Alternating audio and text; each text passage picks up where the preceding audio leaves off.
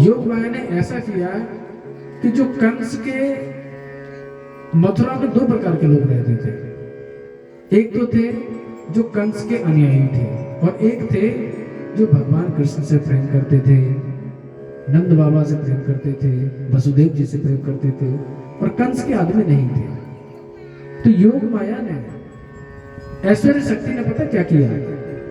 ऐश्वर्य शक्ति ने ऐसा किया कि कंस को, पूतना को ऐसा भ्रमित कर दिया कि जो कंस के लोग थे, उनके पुत्र पुत्रियां थे, उनको ही वह पूतना मार रही थी। जो भगवान के मित्र थे, भगवान के सहचर थे, उनको नहीं मारी, उनको नहीं देख रही थी।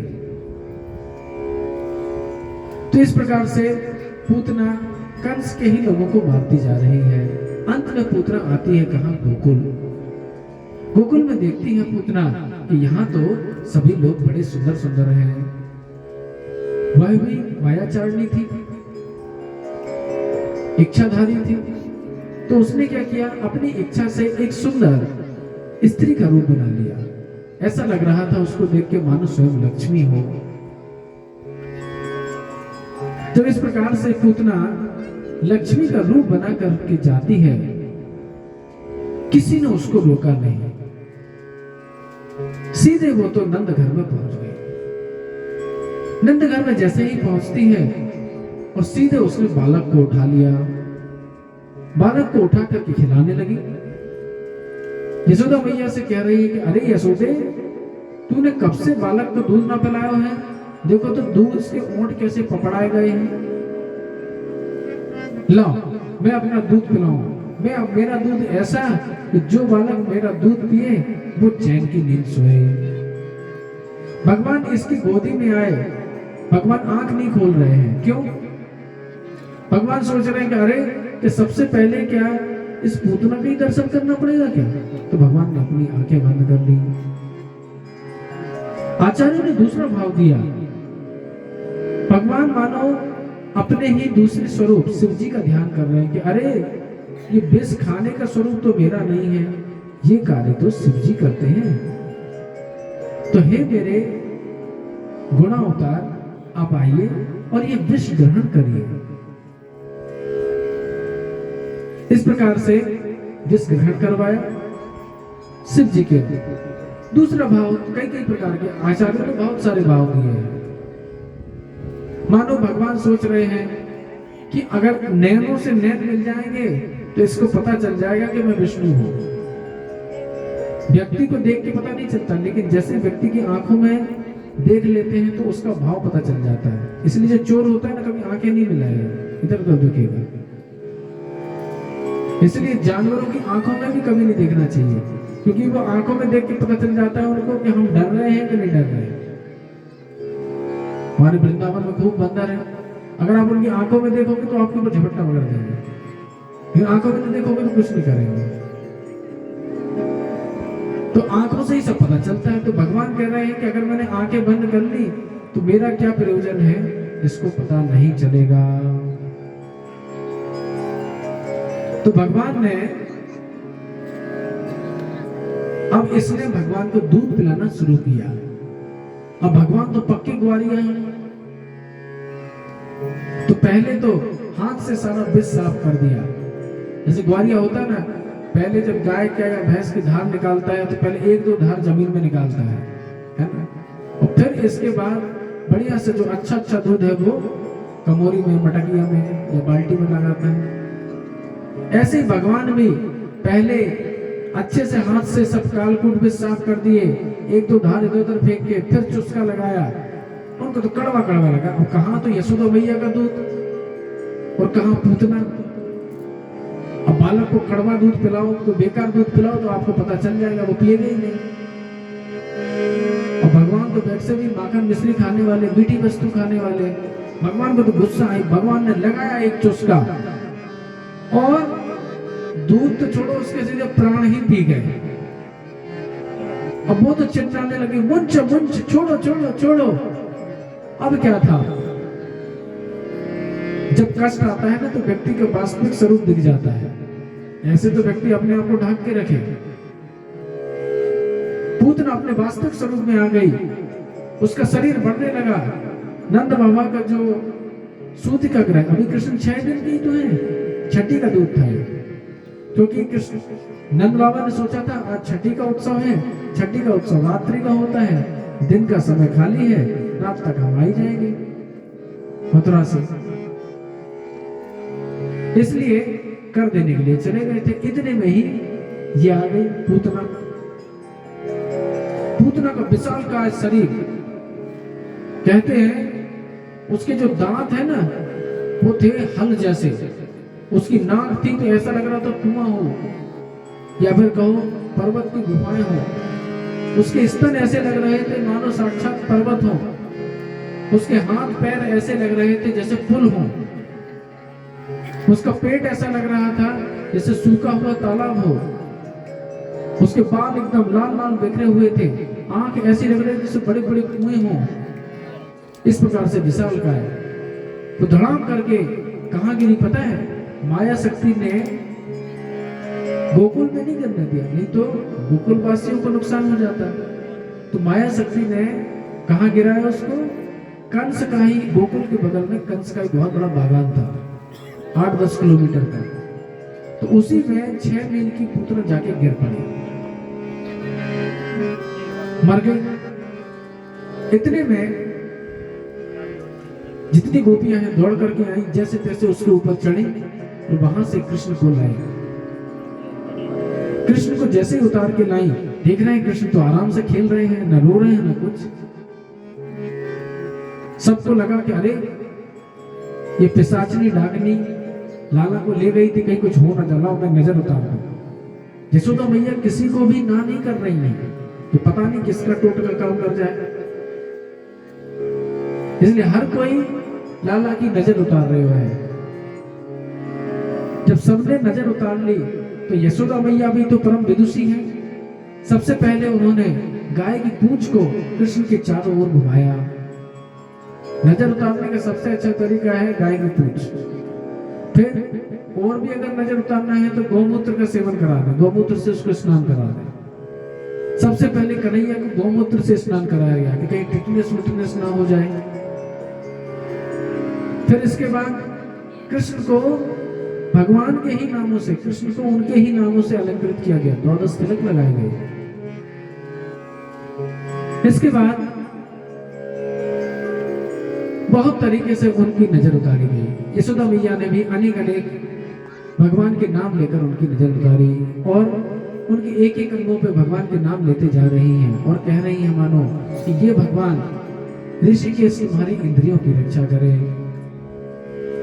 सभी भगवान के ही नाम भगवान की रक्षा के लिए की गई। इतने में नंद बाबा कंस का कर दे चुके थे। वसुदेव जी ने पहले ही सूचना भिजवा दी थी कि देखो बाबा, तुम मुझसे मिलने की चेष्टा मत करना, मैं खुद ही समय निकाल कर और अवसर देखकर तुमसे मिलने को आ जाऊंगा, किसी को पता ना चले कि तुम और हम मिल रहे हैं। जब संध्या हो गई, अंधेरा सा हो गया थोड़ा, तो नंद बाबा जहां पे रुके हुए थे उनकी बैलगाड़ी के पास में वसुदेव जी आते हैं। नंद बाबा और वसुदेव में मिलन होता है। नंद बाबा कहते हैं कि तुमने कितने सारे कष्ट सहे, तुम्हारे 6 पुत्र मारे गए। वसुदेव जी कहते हैं अब जो बात हो गई तो हो गई, क्या बात है? वसुदेव जी पूछते हैं हमारा जो पुत्र है बलराम वो कैसा है? बोले अच्छा है। वसुदेव जी नंद बाबा से कहते हैं तुम्हारी भी खूब भाग्य कि तुम्हारी इतनी बड़ी अवस्था में तुम्हें पुत्र रत्न प्राप्त हुआ है। वसुदेव जी कहते हैं कि बाबा अब तुम जल्दी जाओ घर। क्यों? मुझे लग रहा है कि तुम्हारे यहाँ पे कोई बड़े उत्पात हो रहे होंगे, तुम अभी जल्दी जाओ। नंद बाबा और उनके सैनिक जल्दी जल्दी ब्रज को लौटते हैं। जैसे ही लौट के आते हैं तो गोकुल के बाहर क्या देखते हैं कि अरे ये इतना बड़ा शरीर क्या है, हम गए थे तब तो ये नहीं था, ये कौन आया? गांव वालों ने बताया कि अरे पूतना आई थी, पूतना। बोले लाला को कुछ तो नहीं? बोले कुछ नहीं हुआ, तुम्हारी नारायण की पूजा के प्रताप से लाला एकदम सुरक्षित है। ब्रजवासियों को ये लग रहा है कि नंद बाबा जो नारायण की पूजा कर रहे हैं ना, उसका ये प्रभाव है कि बालक को कुछ नहीं होता है। इस प्रकार से इनको लगा कि ये देखो पूतना है, कहीं फिर से जी गई तो हम पता नहीं क्या होगा, एक काम करो इसको जल्दी जल्दी काटो और इसको जला दो। पूतना को जला दिया गया, उससे अगरू जैसी सुगंध आई। अब जितने भी ब्रज के लोग थे बड़े आनंदित हुए। अब जैसे पूतना उड़ी थी, ऐसे ही ब्रज में एक बार गाड़ा, जो बैलगाड़ी होती ना, वो भी उड़ी। कैसे उड़ी? तो बता रहे हैं कि जब कृष्ण लगभग 3 मास के हो गए थे, 81 दिन के, तो उन्होंने क्या किया, औत्थानिक लिया प्रवर्तन। यानी जो पहले बालक क्या होता है, एकदम सीधा लेटा रहता है, लेकिन धीरे धीरे उसकी शक्ति आती है तो करवट लेना प्रारंभ कर देता है। तो 81 दिन के बाद भगवान कृष्ण में थोड़ी शक्ति बढ़ी, क्योंकि मनुष्य लीला कर रहे हैं। जैसे मनुष्य बालक आचरण करते हैं, ऐसे वो भी आचरण कर रहे हैं। तो भगवान में शक्ति आ गई। यशोदा मैया ने वहां पे पर्व मनाया। ये महिलाओं का पर्व था। यशोदा मैया ने सभी स्त्रियों को, सभी ब्रजवासियों को बुलाया और वहां पे उत्सव होने लगा। यशोदा मैया ने कन्हैया को दूध पिलाया, सुला दिया। जैसे तैसे कन्हैया सोया, उन्होंने आराम से गाड़े के नीचे, बैलगाड़ी थी उसके नीचे कृष्ण का पल्ला रख दिया। कृष्ण के पल्ले के साथ में 2-4 पल्ले और भी थे छोटे छोटे बालकों के। अब यहाँ पे सक्टासुर आया। सक्टासुर सोच रहा है कि ये तो पूतना के रूप में आई थी, मारी गई। अपन एक काम करते हैं, अपन अलक्षित रूप से जाओ, भूत बन के जाओ, पता ही नहीं चलेगा किसी को, बिना शरीर के चलते हैं। जब वह आया तो क्या देखता है, यहाँ पे तो उत्सव हो रहा है, अपन किस में प्रवेश करें? तो उसने देखा बैलगाड़ी के नीचे 4-5 बच्चे छोटे छोटे पल्लाओं में सो रहे हैं। उसने कहा कि अपन एक काम करते हैं, बैलगाड़ी में प्रवेश कर जाते हैं और बैलगाड़ी का भार बढ़ाएंगे। बैलगाड़ी अपने आप धीरे धीरे नीचे जाएगी और ये सब बच्चे अपने आप ही चप जाएंगे, दब जाएंगे। उसने ऐसा ही किया, बैलगाड़ी में प्रवेश कर गया और उसको दबाने लगा, उस पर दाव बनाने लगा। उसके बैलगाड़ी के जो पहिए थे अपने आप नीचे धंसने लगे। कन्हैया के पास में छोटे छोटे 3-4 बालक खड़े हुए थे, जो थोड़े बड़े थे, 1-2 साल के। अब बालक कभी शांत रहे क्या? यशोदा मैया उन बालकों से कह गई थी कि देखो बालकों, अगर कन्हैया रोए ना तो मुंह को बताएगी नो। अब बालक लोग शांत तो बैठने वाले थे नहीं। कोई कन्हैया के मुंह पे हाथ रख रहा है, कोई उसकी उंगली पे छू रहा है कि देखो कितनी अच्छी उंगली है, छोटी सी। कोई कह रहा देखो इसके ओंठ कैसे चल रहे हैं, बूबू पी रहा होगा। कोई कह रहा देखो इसकी आंख कितनी अच्छी है। और इतने में कन्हैया जग गए। अब जग गए तो अगल बगल मैया को नहीं पहुंचा है, जब नहीं पाए तो रोने लगे। जैसे ही रोने लगे, मैया तो सुन नहीं पाई, क्योंकि इतना बड़ा उत्सव हो रहा था। अगर मैया इनकी रोदनी सुनती तो 1000 काम छोड़ के आ जाती। लेकिन मैया ने इस बार कन्हैया की रोनी नहीं सुन पाई। कन्हैया पैर उछाल रहे हैं, हाथ उछाल रहे हैं और रोए जा रहे हैं। इधर ये गाड़ा नीचे आता, क्योंकि पहले तो बहुत ऊपर था, गाड़े बहुत बड़े बड़े होते हैं, बड़ा गाड़ा था। दबाते गया और जैसे ही कृष्ण के अंगूठे का केवल प्रहार पड़ा, उलट के एक तरफ हो गया। उसके ऊपर बहुत सारे दही, माखन, तेल, बड़े बड़े पीपा रखे थे, बड़े बड़े बर्तन रखे थे। सब लोग फड़क गए, बड़ा धमाटा बाम करके हुआ। सभी लोग सोच रहे, अरे कब है? सभी लोग वहां एकत्रित हो गए। सभी लोग बोले अधोक्षज मतलब जो गाड़े के नीचे बालक जी गयो मरो ना। तो भगवान का एक नाम अधोक्षज भी है। तो भगवान जी गए। लोग विचार कर रहे हैं, अरे ये हुआ क्या? पता नहीं कैसे, इतना बड़ा गाड़ा उलट गया तो कैसे उल्टा? बैलगाड़ी उल्टी तो कैसे? वहां पे छोटे छोटे बालक थे, बोले अरे हम बताएं। बोले बताओ। बोले यही है ना, इसी बालक ने पैर उछाले और उसका पैर बैलगाड़ी में लगा, बैलगाड़ी उलट गई। कौन विश्वास करे कि अभी 3 महीने का बालक पैर उछाले और गाड़ा उलट जाए? कोई विश्वास ही नहीं कर रहा है। फिर से बाबा और सभी लोगों ने भगवान की नजर उतार दी। इसके बाद जैसा सकट उड़ा, इसी प्रकार से एक बार भगवान कृष्ण भी उड़े। एक बार की बात है, माता यशोदा अपने बालक कृष्ण को उछाल रही थी। ऐसा होता है ना कि मैया कभी कभी अपने बालक के साथ खेलती हैं कि थोड़ा उछालें, फिर पकड़ लें, लपक लें। तो मैया ने कृष्ण को उछाला ऊपर, कृष्ण को बड़ा अच्छा लगा। मैया से मानो कह रहे ये 1 वर्ष की लीला है। तो मानो कन्हैया कृष्ण मैया से कह रहे हैं मैया को और ऊपर उछाल, और ऊपर उछाल। तो मैया और ऊपर उछालती है। इतने में लीला शक्ति मानो भगवान से कहती हैं कि हे प्रभु, अगर आकाश में इतना ही उड़ना चाहते हो तो ये तृणावर्त किस दिन काम में आएगा। तो लीला शक्ति ने तृणावर्त को भेज दिया। मानो कंस ने तृणावर्त को भेजा। लीला शक्ति सोचती, भगवान सोचते हैं कि अगर ये मैया के साथ में मुझे ले जाएगा उड़ा के, ये तृणावर्त मुझे ले जाएगा तो अनर्थ हो जाएगा। तो एक काम करते हैं, अपन अपना भार बढ़ा लेते हैं। तो मैया कृष्ण को गोदी में लिए हुए थी। कृष्ण इतने भारी हो गए कि मैया को उठाते ना बना। मैया ने कृष्ण को धरती पे रख दिया और मैया गई नारायण के कमरे में कि हे नारायण, पता नहीं हमारे लाला को कहाँ अलाय वलाय लग गई है, उसको अलाय वलाय से बचाओ। इतने दिन में सक्टासुर आता है, तृणावर्त आता है और तृणावर्त बवंडर के रूप में कन्हैया को उठा ले जाता है।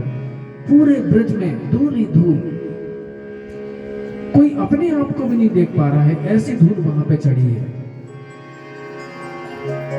भगवान तो तृणावर्त के गले में लटक गए। बच्चा या तो किसी को पकड़ता नहीं है और पकड़ लेता है तो छोड़ता नहीं है। बच्चे की पकड़ बड़ी तगड़ी होती है। तो भगवान ने भी तृणावर्त का ग्रीवा पकड़ ली, गर्दन पकड़ ली और भगवान होने लगे एकदम भारी, अपना भार बढ़ाते गए। तृणावर्त तो पहले तो उड़ता जा रहा था, एकदम से उसकी गति रुक गई और भगवान ने जो भार बढ़ाया अब तो वो नीचे ही आने लगा। वो सोच रहा था कि मैं कृष्ण को हटा के फेंक दूंगा, लेकिन कृष्ण कहां वहां हटने वाले थे। वो आ करते हुए सीधे गोकुल में गिरा। कहां गिरा? उस पत्थर के ऊपर गिरा जिस पत्थर के ऊपर नंद बाबा रोज गैया धोने के बाद अपने चरण हाथ पैर धोते थे। और भगवान तो उछल करके वहां वृंदावन की भूमि पे लीला कमल खुल गए। बड़े बड़े कमल होते, कमल बहुत बड़े बड़े भी होते हैं, है ना, कोई 100 पत्र वाला, कोई 1000 पत्र वाला। तो वहां पे बड़ा सा कमल खिल गया और भगवान उस कमल के ऊपर आ विराजे। तो लोक में सभी लोग आए, पूरे ब्रजवासी आए, तो उन्होंने देखा, अरे ये तो दुष्ट मर गया अपने प्रताप, अपने पाप के कारण, और यह बालक अपने पुण्य प्रताप के कारण जी गया। सभी लोग आनंदित हुए। ये सारी जो लीलाएं थी ये ऐश्वर्य भाव की थी। अब सुखदेव गोस्वामी को लगा कि अरे अभी तक तो हमने केवल भगवान की ऐश्वर्य की लीलाएं की, हमने माधुर्य लीलाएं तो एक भी नहीं की। कि भगवान की जो गुटमन चलने की लीलाएं हैं, चोरी करने की लीलाएं हैं और भी अनेक अनेक लीलाएं हैं, वो तो हम तो कहने ही भूल गए। भगवान की नामकरण लीला वो भी भूल गए। तो इनको लगा अरे अरे चलो फिर से कहो। तो अब तीसरे महीने यानी 100वें दिन में जब भगवान का नामकरण हुआ, उसकी लीला को कहते हैं। इससे पूर्व भगवान का नामकरण हो रहा है तो थोड़ा भगवान का नाम संकीर्तन भी होना चाहिए। गोविंद मेरो है,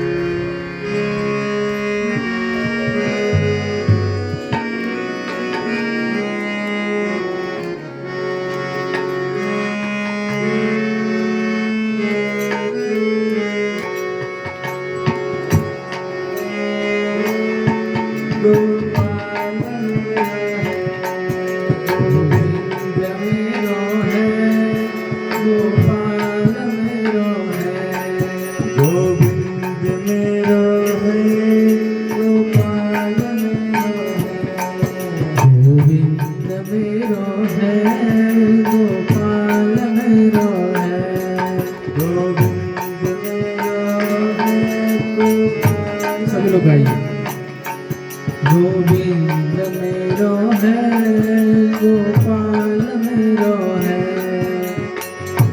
श्री बाके बिहारी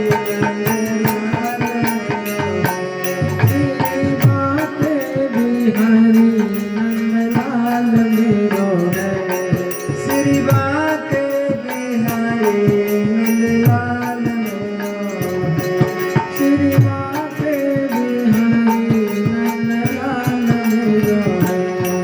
गोविंद मेरो है, गोपाल मेरो है। गोविंद मेरो है, गोपाल मेरो है। गोविंद मेरो है, गोपाल मेरो है। गोविंद मेरो है, गोपाल मेरो है। श्री बाके बिहारी नंदलाल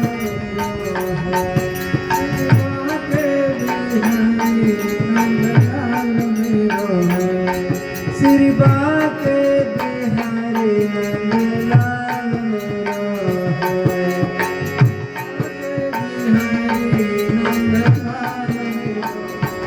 गोविंद मेरो है, गोपाल मेरो है।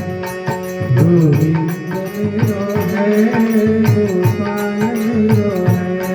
श्री बाके बिहारी नंदलाल मेरो है। श्री बाके बिहारी नंदलाल मेरो है। हरे कृष्णा कृष्णा कृष्णा कृष्णा हरे हरे। हरे राम राम राम हरे हरे। हरे कृष्णा कृष्णा कृष्णा हरे हरे। हरे राम राम राम हरे हरे। हरे कृष्णा कृष्णा कृष्णा हरे। हरे राम राम राम हरे हरे। हरे कृष्णा कृष्णा कृष्णा हरे हरे। हरे राम राम राम हरे हरे। हरे कृष्णा कृष्णा कृष्णा हरे हरे। हरे राम राम राम हरे हरे। हरे कृष्णा कृष्णा कृष्णा हरे हरे। हरे राम राम राम।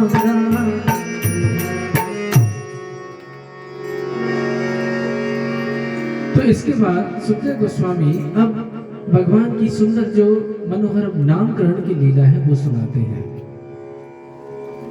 जब गर्ग मुनि गर्गाचार्य मथुरा में आते हैं तो वसुदेव जी गर्गाचार्य से निवेदन करते हैं कि हे प्रभु, आप गोकुल जाइए और वहां पे हमारा पुत्र है उसका नामकरण करके आइए। गर्गाचार्य भगवान कृष्ण का नामकरण करना चाहते थे लेकिन सामूहिक रूप से नहीं, क्योंकि कंस को हो सकता पता चल जाता कि वसुदेव जी का जो पुत्र है, क्योंकि मैं सब में जगत में प्रतीति है, सब लोग जगत में जानते हैं कि मैं यदुवंशियों का पुरोहित हूं। अगर कहीं मैंने नंद के लाला का नामकरण किया तो हो सकता है कंस को ये संदेह हो जाए कि यह पुत्र हो ना हो वसुदेव जी का हो सकता है, क्योंकि दोनों मित्र भी हैं। जब इस प्रकार से इन्होंने देखा तो ये जाते हैं गोकुल में। जैसे ही नंद बाबा ने गर्ग महाराज को देखा बड़े आनंदित हो उठे और उनका बड़े आदर सत्कार पूर्वक उनका स्वागत किया, उनको उच्च आसन पर बिठाया। उसके बाद बोलते हैं कि हे प्रभु, आप हमारे पुत्रों का नामकरण करिए। गर्गाचार्य कहते हैं देखो हे नंद बाबा, मैं यदुओं का पुरोहित हूं, ये जगत में ख्याति है। अगर मैंने तुम्हारे पुत्रों का नामकरण किया तो लोगों को ये संदेह हो सकता है कि हो ना हो तुम्हारा जो पुत्र है कंस का या देवकी और वसुदेव का पुत्र कृष्ण हो सकते हैं। ऐसा कंस अनुमान लगाएगा, कंस अनष्ट भी कर सकता है, मैं ऐसा नहीं चाहता। नंद बाबा ने कहा कि आप चिंता मत करें, मैं इसको एकदम धूमधाम से बिल्कुल नहीं करूंगा, एकदम एकांत में। ये दो बालक रहेंगे, इन दोनों बालकों की मैया रहेंगी, आप रहेंगे और मैं रहूंगा। इन 5-6 लोगों के अलावा और कोई नहीं होगा। गर्ग मुनि तो यही चाहते थे कि मैं नामकरण करूं, लेकिन एकांत में करूं। सुनंद बाबा ने वही बात कह देनी। गर्गाचार्य ने इन दोनों बालकों को नामकरण करने के लिए बुलवाया। जैसे ही दोनों बालकों को उनकी मैया लेके आई, गर्गाचार्य तो खड़े हो गए। नंद बाबा कहते, अरे बाबा, अरे गर्ग मुनि आप खड़े क्यों हुए? गर्गाचार्य तो चुपचाप बैठ गए। गर्गाचार्य सोच रहे हैं कि देखो ये है प्रेमियों की सभा, यहां अपन को ऐश्वर्य भाव नहीं दिखाना है, इसलिए एकदम चुपचाप बैठ गए। सबसे पहले यशोदा मैया रोहिणी पुत्र बलराम जी को लेके आती है। जो ज्योतिषाचार्य होते हैं ना, वो 1-2 लटके झटके अपने पास ऐसे रखते हैं दूसरों को एकदम आश्चर्यचकित करने वाले। सो गर्गाचार्य बोलते हैं सबसे पहले, ये जो यशोदा की गोदी में सो रहा है, अयम ही रोहिणी पुत्र, ये तो निश्चित रोहिणी का पुत्र है। सभी लोग कह रहे, वाह भाई वाह, गर्गाचार्य है तो बड़े भारी ज्योतिषी, ये भी बता दिया कि लड़के के मैया के नाम क्या है। ऐसा जैसे कुछ लोग होते हैं बता देते हैं, व्यक्ति को देख के उसके पूरे खानदान को बता देंगे कि आपका भैया ये है, बाप ये है, इतने भाई हैं, इतने बहन हैं, यहाँ रहते हो, तब माना जाता है कि हाँ भाई तुम कुछ काम के ज्योतिषी हो।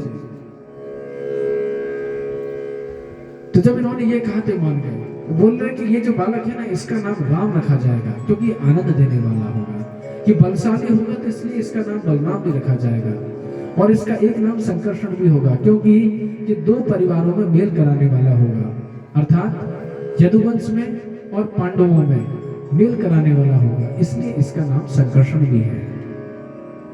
अब रोहिणी जी कृष्ण को लेके आई। गर्गाचार्य फिर से खड़े हो गए। बोले खड़े क्यों हुए? ये फिर बैठ गए। इनको समझ में आ गया ये प्रेमियों की सभा है, यहाँ पे ऐश्वर्य भाव चलेगा नहीं। फिर कहते हैं कि ये जो बालक है ना, इसके कई सारे जन्म हो चुके हैं, लेकिन अभी ये जो है ना, इसका नाम होगा कृष्ण। आसन वर्णात्रयोस्य गृणतो अनुयुगं तनु शुक्लो रक्त तथा पीता इदानीं कृष्णतां गता। शुक्ल, रक्त तथा पीत, ये 3 अवतार हो चुके हैं। यानी पीत अवतार किसके लिए? चैतन्य महाप्रभु के लिए। शुक्ल अवतार नारायण ऋषि इत्यादि के लिए बोला गया, पहले जो अवतार हुए हैं। और इदानीं कृष्णतां गता, यानी पारिशेष न्याय से अभी ये कौन है? कृष्ण है, श्यामल कृष्ण, घनश्याम कृष्ण। प्रागयं वसुदेवस्य क्वचित् जातः तमात्मजा। पहले ये वसुदेव जी का कभी पुत्र हो चुका है, अब इनको लग रहा है कि पिछले जन्म में कभी हुआ होगा। इनको ये मालूम नहीं है कि इस बालक में एक अंश वसुदेव जी के पुत्र का भी विराजमान है।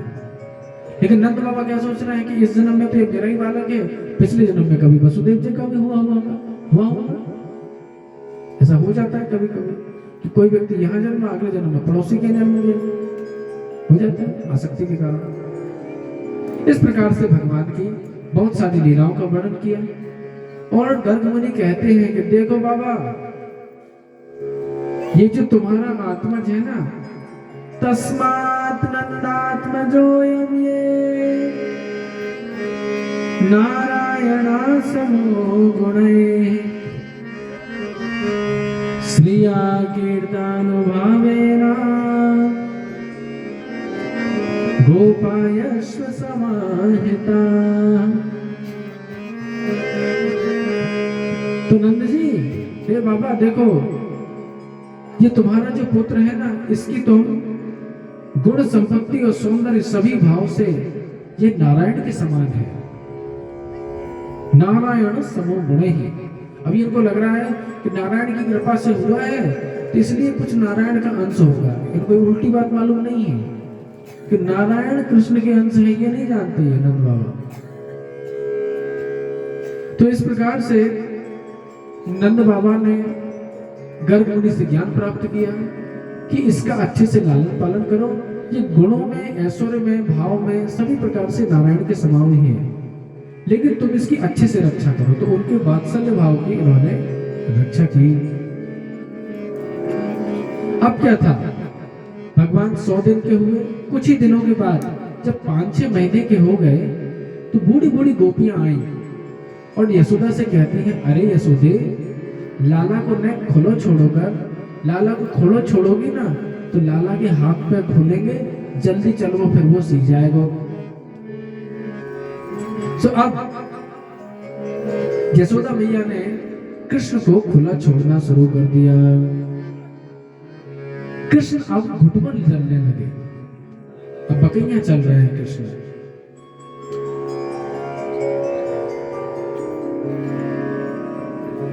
तो जिस प्रकार से बकैया जब चल रहे थे तो बकैया चलते समय उनकी शोभा का दर्शन किया जा रहा है।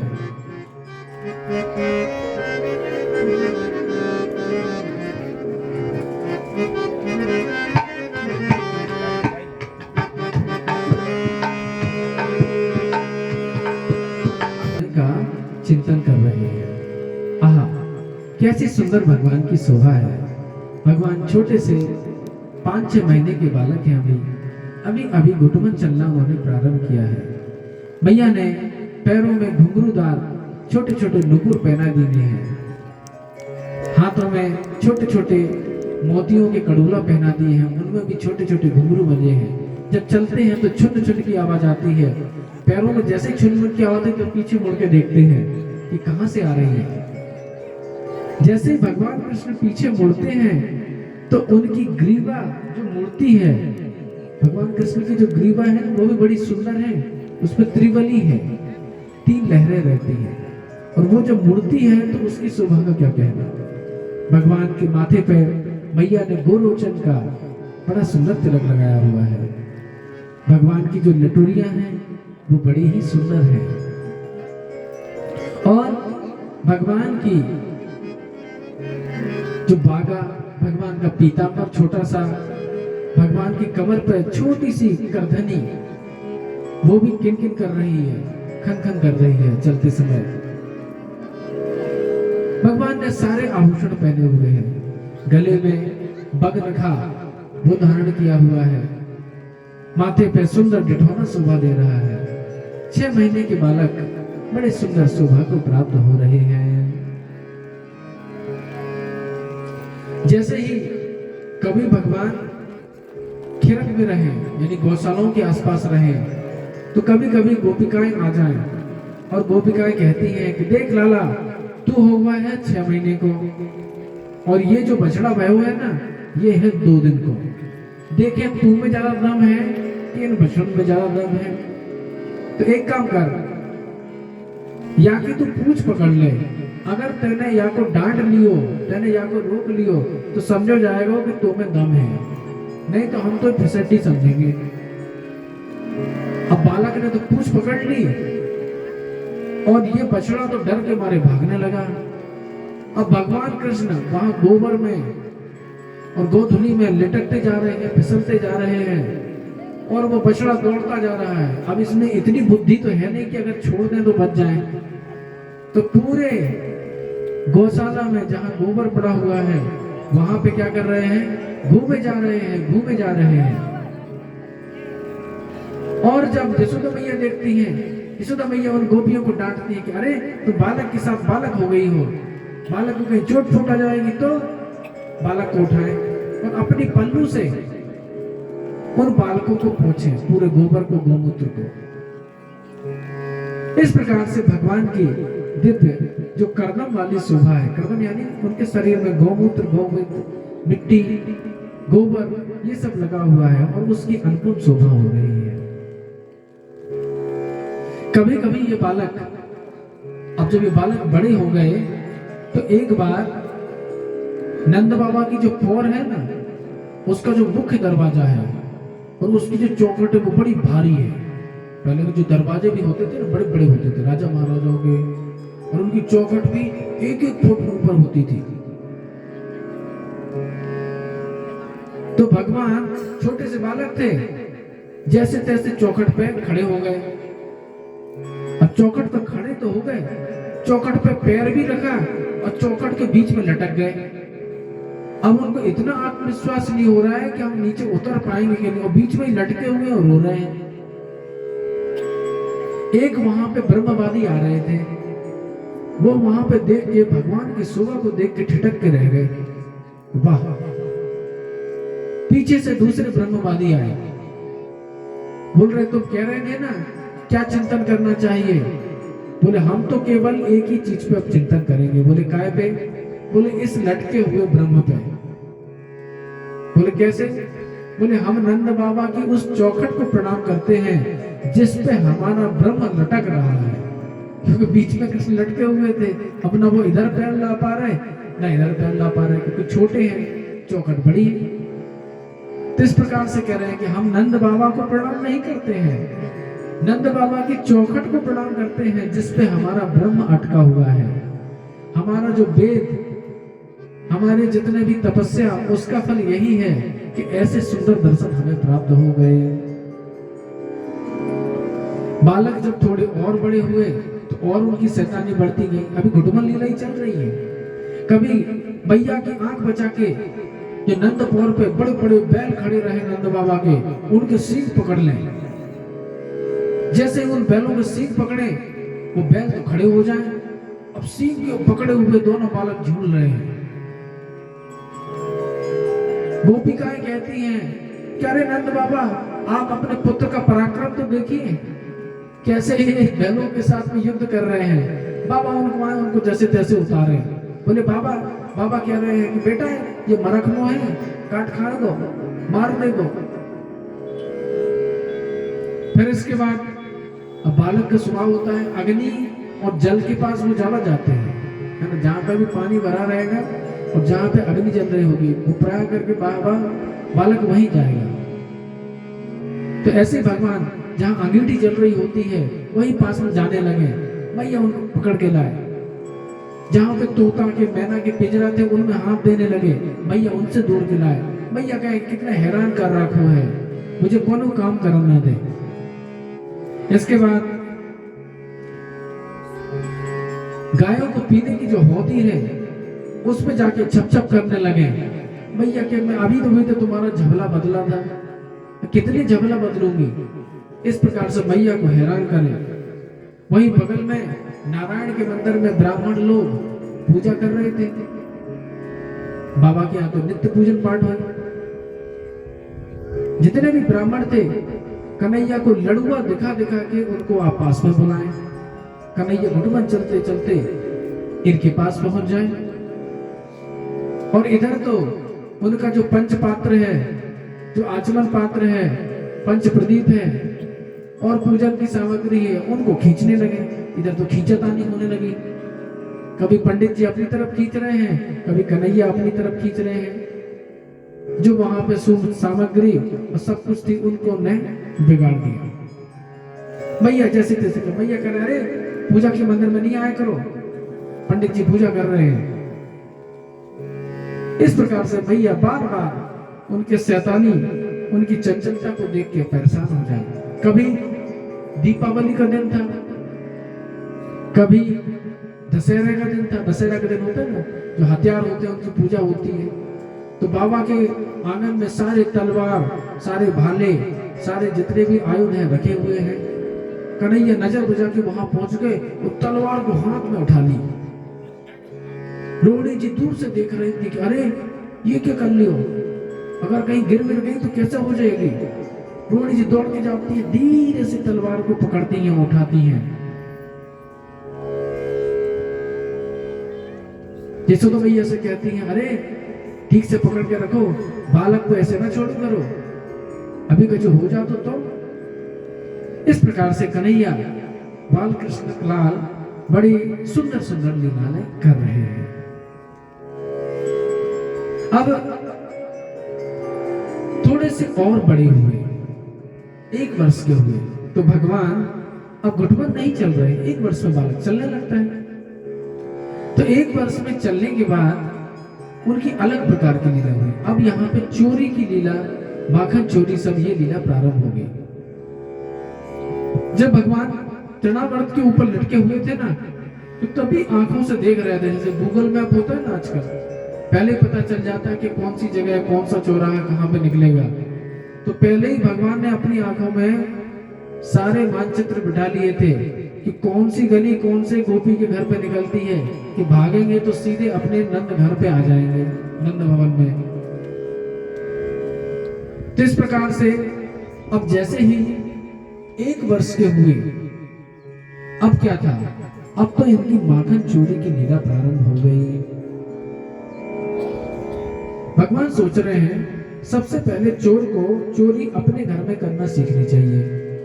जब अपने घर में पक्के हो जाएंगे तो फिर बाहर जाके करेंगे। तो एक दिन छोटे से कृष्ण मैया की आंख बचा करके, क्योंकि मैया की दृष्टि हमेशा बालक के ऊपर रहती है, लेकिन जैसे जैसे मैया की नजर बचा के कहां घुसते हैं, भंडार घर में। भंडार घर में बहुत सारा माखन भरा हुआ था। बालकृष्ण वहां पहुंचते हैं, और जैसे ही वहां पहुंचते हैं तो वहां की कमोरी उठा के नीचे रखते हैं। तो कमोरी का ढक्कन जैसे नीचे रखते हैं तो पट करके आवाज आ जाती है। मैया दूर रसोई घर में थी। मैया को लगा कहीं बिल्ली बिल्ली तो नहीं आ गई, कि बंदर आए गए। वृंदावन में बंदर बहुत, तो मैया को लगा कहीं बंदर आए गए होंगे। तो मैया छड़ी लेके वहां पे आई। मैया दूर से देखती है कि अरे कन्हैया भंडार घर में घुस गए हो, चोरी अभी से करने लगो। अगर अभी से चोरी करे तो बड़े जाके कितने बड़े चोर हो जाए। तो मैया सोची कि इसको चोरी करने से मना करना चाहिए, नहीं तो बड़े होंगे तो भारी बड़ा चोर हो जाए। मैया के कहने, मैया दूर से देख रही कर क्या रहा है। मैया ने देखा कि माखन खा रहा है। मैया ने जाके पट बाको हाथ पकड़ लिया, क्यों मेरे बाप चोरी करे। अब कृष्ण तो एकदम डर गए। अब कृष्ण क्या सोचे, क्या बोले। तो उन्होंने कह दिया कि मैया सही बताओ। बोले बता। बोले तूने जो पद्मराग की मणि पहनाए रखी है ना, कड़ूला, ये बहुत गर्म है, या के ताई में कमोरी में ठंडो कर रहे हो। अच्छा, माँ ने देखे, माँ देख रही, हाँ गर्म तो है। अब लीला शक्ति वहां पे भगवान की सेवा करने के लिए वहां उपस्थित हो जाए। भगवान जैसा चाहे वैसी लीला शक्ति, भगवान की जो ऐश्वर्य शक्ति है या लीला शक्ति है, वैसा ही कर दे। भैया कह रहे कोई बात नहीं, कर लो। भगवान कह रहे हैं देखो आज तो बच गए, कल की कल से देखी जाएगी। कल भगवान ने सोचा कि देखो भैया, कल अपन ने मटकी को ढक्कन आराम से नहीं रखो। आज अपन बड़े आराम से, जब मैया कहीं दूर गई होंगी ना, तभी अपन जाएंगे भंडार घर में, नहीं तो नहीं जाएंगे। तो आज फिर से मैया की नजर बचा के दूसरे भंडार घर में गए। अब कन्हैया है छोटे से बालक, 1 वर्ष के ही है।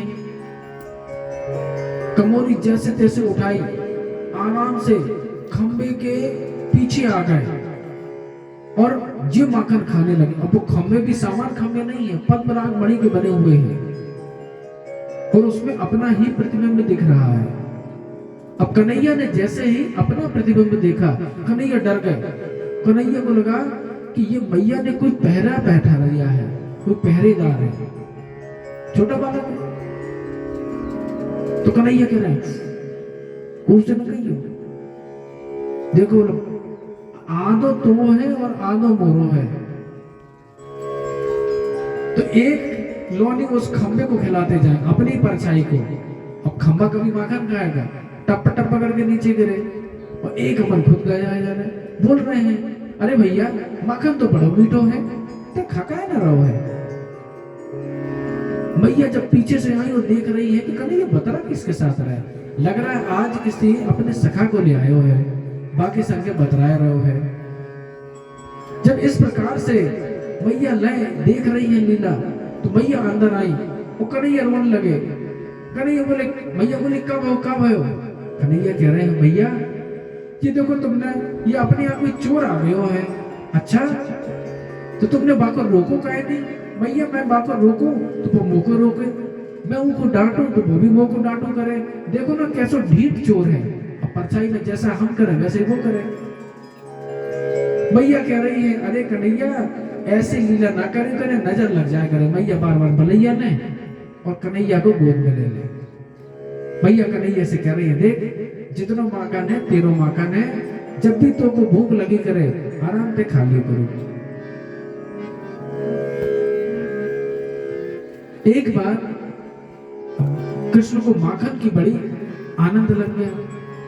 एक बार कृष्ण ने चंद्रमा को देखा,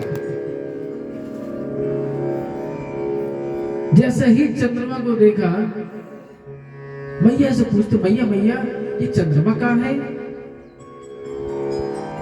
कृष्ण तो मचल गए कि मैया मैं तो चंद्र खिलौना ले हूं, कि मैया मुझको तो ये चंद्रमा ही चाहिए, मैं इसी के साथ खेलूंगा। और मैया हैरान के चंद्रमा कहां से दे? मैया बाल कृष्ण को ज्ञान दे रही है कि देखो ये चंद्रमा अच्छो नहीं है, इनमें काली काली जो दाग देख रहे हो। हाँ बोले ये विष है, तो मालूम चंद्रमा कब निकलो? तो बोले नहीं। बोले एक बार देवताओं ने और असुरों ने समुद्र मंथन किया, समुद्र जैसे ही मथा उसमें से ये चंद्रमा निकला, लेकिन उसमें पहले विष भी निकला था, तो विष के कुछ जो कण है ना वो इसके ऊपर लगे हैं। अच्छा भैया ऐसी बात है क्या? नहीं नहीं अपन को ऐसा गंदो माखन नहीं खाने हैं। एक दिन फिर से कन्हैया मचल गए चंद्रमा के लिए। अब बालक तो भूल जाए, ऐसा थोड़ी कि बालक हर चीज याद ही रखता है। तो कृष्ण भूल गया। फिर दूसरे दिन तो रोहिणी जी कहती है अरे तुमको राखो ना है, मैं अभी लाती हूँ। तो रोहिणी जी ने क्या किया कि थाली में चंद्रमा को दिखाने लगी, तो थाली में चंद्रमा को प्रतिबिंब दिखा लगो। जैसे ही चंद्रमा दिखो तो उन्होंने कहा कि भैया मैं चंद्रमा को खावा चाहूं। इतने में ही कृष्ण की आंख बचा करके रोहिणी जी ने क्या किया, जहां पे चंद्रमा का प्रतिबिंब आ रहा था वहां पे माखन की लोनी रख दी, और कृष्ण आनंद से उस चंद्रमा को माखन समझ के खा रहे हैं। माखन ही। तो इस प्रकार से कृष्ण बड़ी बड़ी सुंदर सुंदर लीलाएं कर रहे हैं। अब कृष्ण घर में तो पक्के चोर हो गए। अब कृष्ण को लगा कि चलो भाई अब जो गांव की दूसरी गोपियां हैं उनके यहां भी चोरी करना चाहिए। कृष्ण का भाव ये है, ब्रजवासिनी गोपियां थी वो हमेशा सोचती थी कि देखो नंद यशोदा का कितना भाग्य है, कितना सौभाग्य है कि कृष्ण का नित्य दर्शन करती हैं, कृष्ण को खिलाती हैं, लालन पालन करती हैं। हम तो केवल थोड़ा सा दर्शन ही कर पाते हैं। हमारा इतना सौभाग्य कहाँ है कि हम कृष्ण को अपने हाथों से खिला सके। यद्यपि इनको भी कभी कभी अवसर मिल जाता था, लेकिन हमेशा नहीं मिलता था। तो समस्त ब्रजवासी ने ये हृदय में भाव लगे हैं, रखे हुए हैं। जब मथती थी माखन को तो उनके भाव ये रहता था कि कन्हैया कब हमारे घर आएगा और हमारा माखन खाएगा। तो इस भाव को पूर्ण करने के लिए भगवान ब्रज की जितनी गोपिकाएं थी ना उनके प्रत्येक के घर में जाते थे और वहां से चुरा चुरा के माखन खाते थे। अब जैसे ही सवेरा हुआ ब्रज के समस्त घरों में गड़र गड़र गड़र गड़र इसकी आवाज होने लगी। माखन मथा जा रहा था। इधर स्तोक कृष्ण मधुमंगल जितने भी बाल बाल थे सब भगवान के कृष्ण के पैर पे आ गए और यशोदा मैया की नजर बचा के कन्हैया को बुलाए रहे, आजा कन्हैया, आजा कन्हैया। कन्हैया भी दबे पांव अपने नूपुर को दबा करके, बलराम जी भी अपने नूपुर को दबा के घर के एकदम निकस गए, घर से बाहर निकल गए और ये पहुंचे एक गोपी के यहाँ। दाऊ जी को पहरेदार बना दे। दाऊ जी सीधे थे तो दाऊ जी को पहरे पे बिठा देते थे लोग कि दाऊ जी देखो यहाँ पे बैठे रहो, अगर कोई गाय गोपी आए ना तो चिल्लाई दियो आवे है, तो हम फिर 9-11 हो जाएंगे। दाऊ जी सीधे जितनो माखन देते कम ने ज्यादा दे।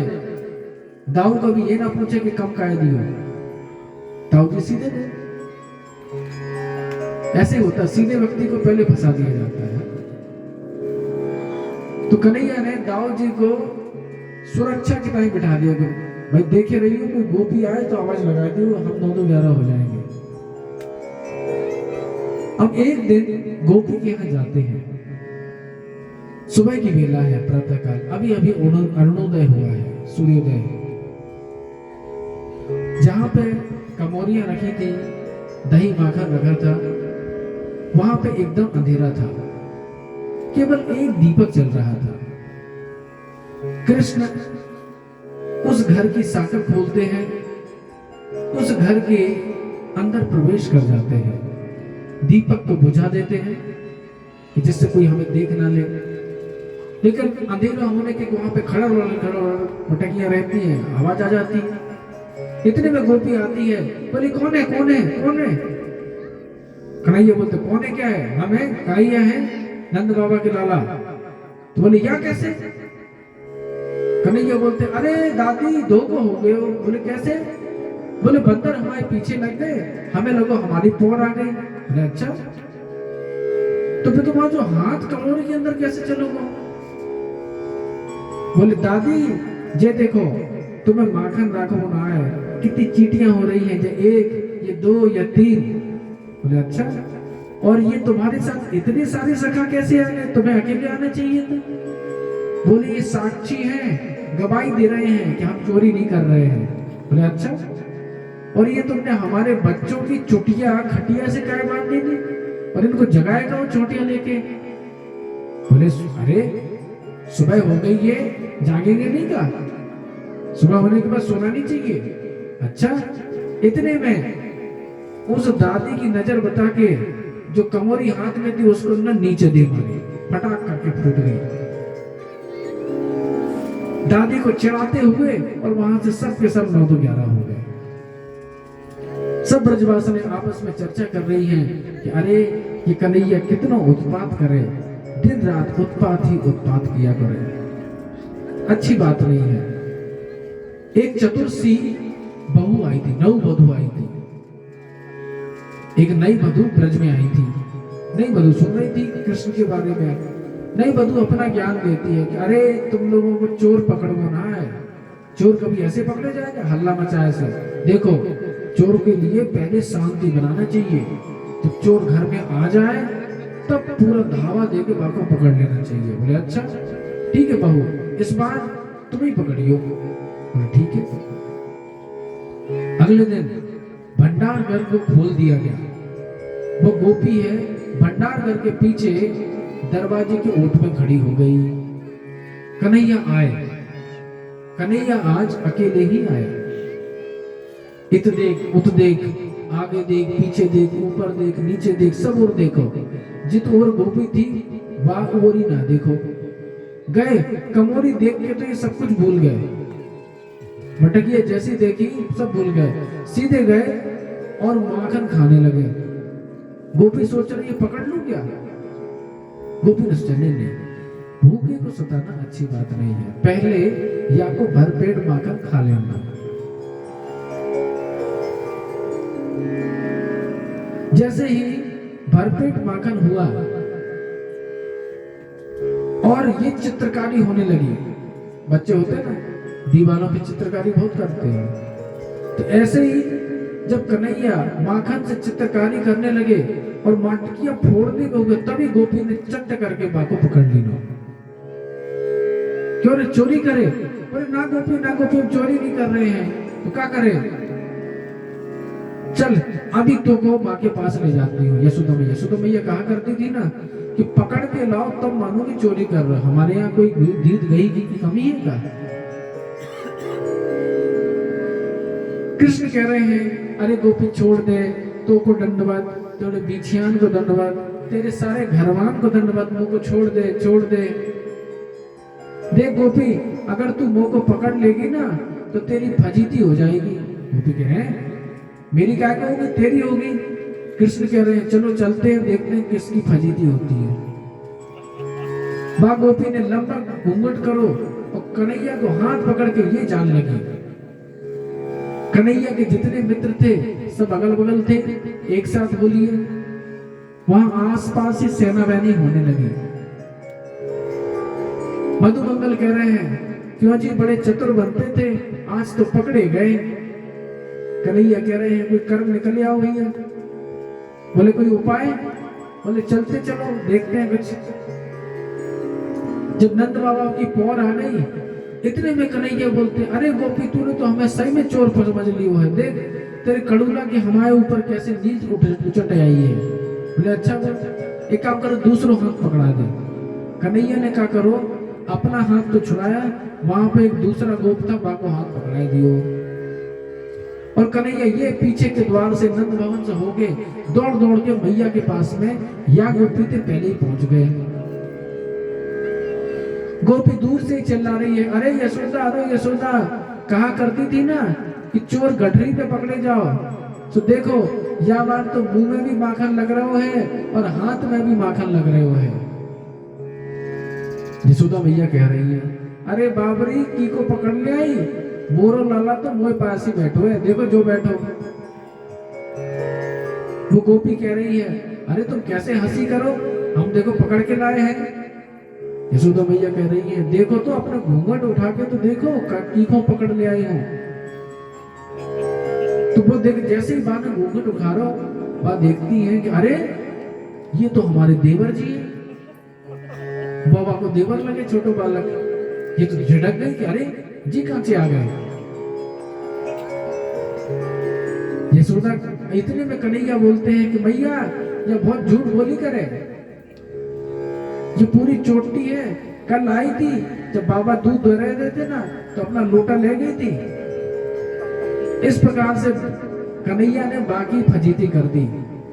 भैया देखो आज तो लाई है अपने देवर का हाथ पकड़ के, कल लाएगी जेठ का और परसों अपने पति का।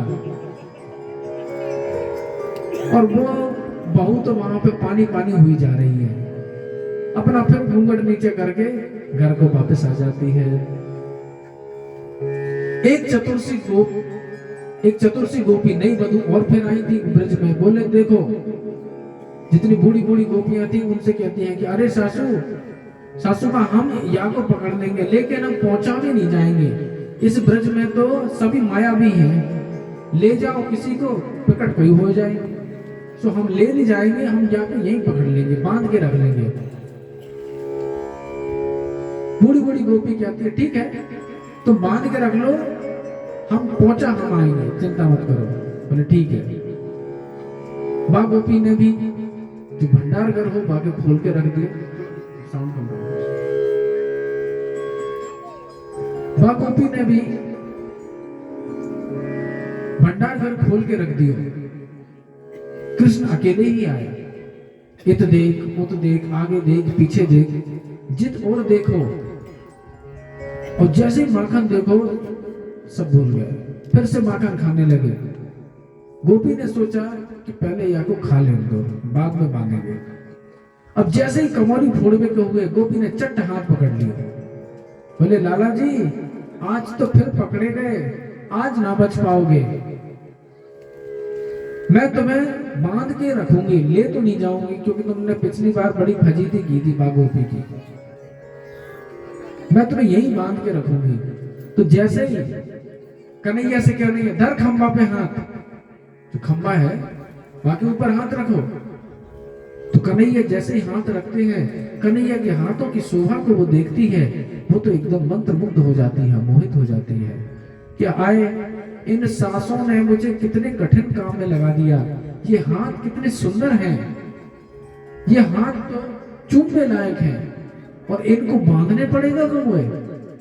अब कन्हैया कह रहे अरे गोपी क्या सोच रही हो, बांध क्यों नहीं रही हो। गोपी कहती है कि अरे कन्हैया मुंह को बांध में ना आए, नेक मुझे बांध को सिखाए दो। कन्हैया कहते हम सिखावे को तो आए हैं यहाँ पे तुम ब्रजवासियों को, चल गोपी। लेकिन देख गोपी बांध में सीखने के लाने पहले खुद बंधवाना है, जब तक खुद ना बने ना तब तक बांधवाना है। अच्छा ठीक है। गोपी ने अपने हाथ रखे, कन्हैया बांधने लगे। देखो, एक लपेटा, ये 2 लपेटा, ये 3 लपेटा, और ये 1 गांठ, ये 1.5 गांठ, और ये गुर्र गांठ, पक्की गांठ हो गई। गोपी बोलती है, बाबू बा कन्हैया तू पे बांध वो तो बड़ा अच्छा है, अब ने खोल के बता दे। कन्हैया कहते देखो अभी आ रहे हैं हम पानी पी के, और ये गए और ये गए और ये चले गए। जब वह गोपी बड़ी देर तक नहीं दिखी तो बूढ़ी गोपी वैसे दिखे कम, उनको दूर से देख रही है। माँ ने नीली साड़ी पहन लगी थी, उनको लगा कि कृष्ण ही होंगे, शायद नीली नीली आभा देख रहे। पास में आके देखे घूंघट वगैरह, तो बोला अरे फूहड़ तू कैसे बन गई? बोले वो को बांधवो जकाव गए, मुंह को बांधवो सिखाए गए, मैं खुद बंध गई और खूब बांध के सिखा गए। इस प्रकार से कन्हैया अनेक अनेक प्रकार की लीला करे।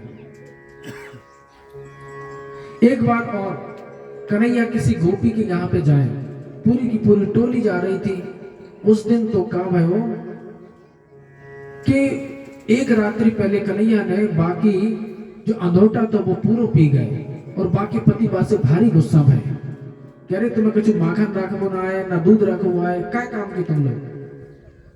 तो वो तो एकदम गुस्से में थी। तो आज सवेरे से ही पहरेदार के रूप में घर के मुख्य द्वार पर जाकर बैठ गई। जैसे कन्हैया को देखी, कन्हैया ने गोपी को देखी, कन्हैया तो उल्टे पैर भाग गए। फिर आए जब 10-5 चक्कर हो गए तो गोपी बोलती है, अरे लाला जी आज दाल नाय गलेगी। कन्हैया कहते, अरे तुम कौन हाथ टोकने वाली, तुमने हमें टोक दी ना फालतू में। पता नहीं कौन मुहूर्त में निकले थे कि आज गोपी ने टोक दी हो। अब वो गोपी कहती है, देखो लाला जी अगर अब की बार फिर दिखे ना तो मैया से कह दूंगी। कन्हैया मैया से बहुत डरे। जब गोपी ने कहा कि मैया से कह दूंगी, तो अब कन्हैया वहां पे ना आए। पहले तो शाम हो गई, गोपी बार बार निकल के देख रही है कि कन्हैया आए कि नहीं आए।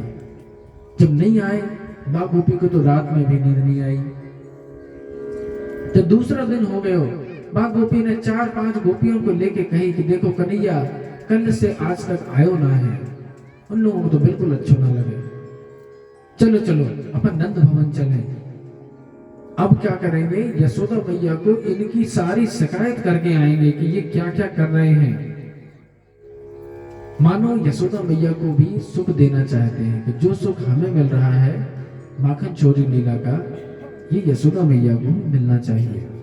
तो इसलिए सारी की सारी ब्रज की गोपिकाएं क्या कर रही हैं, एक साथ झुंड बना करके नंद भवन में जाती हैं।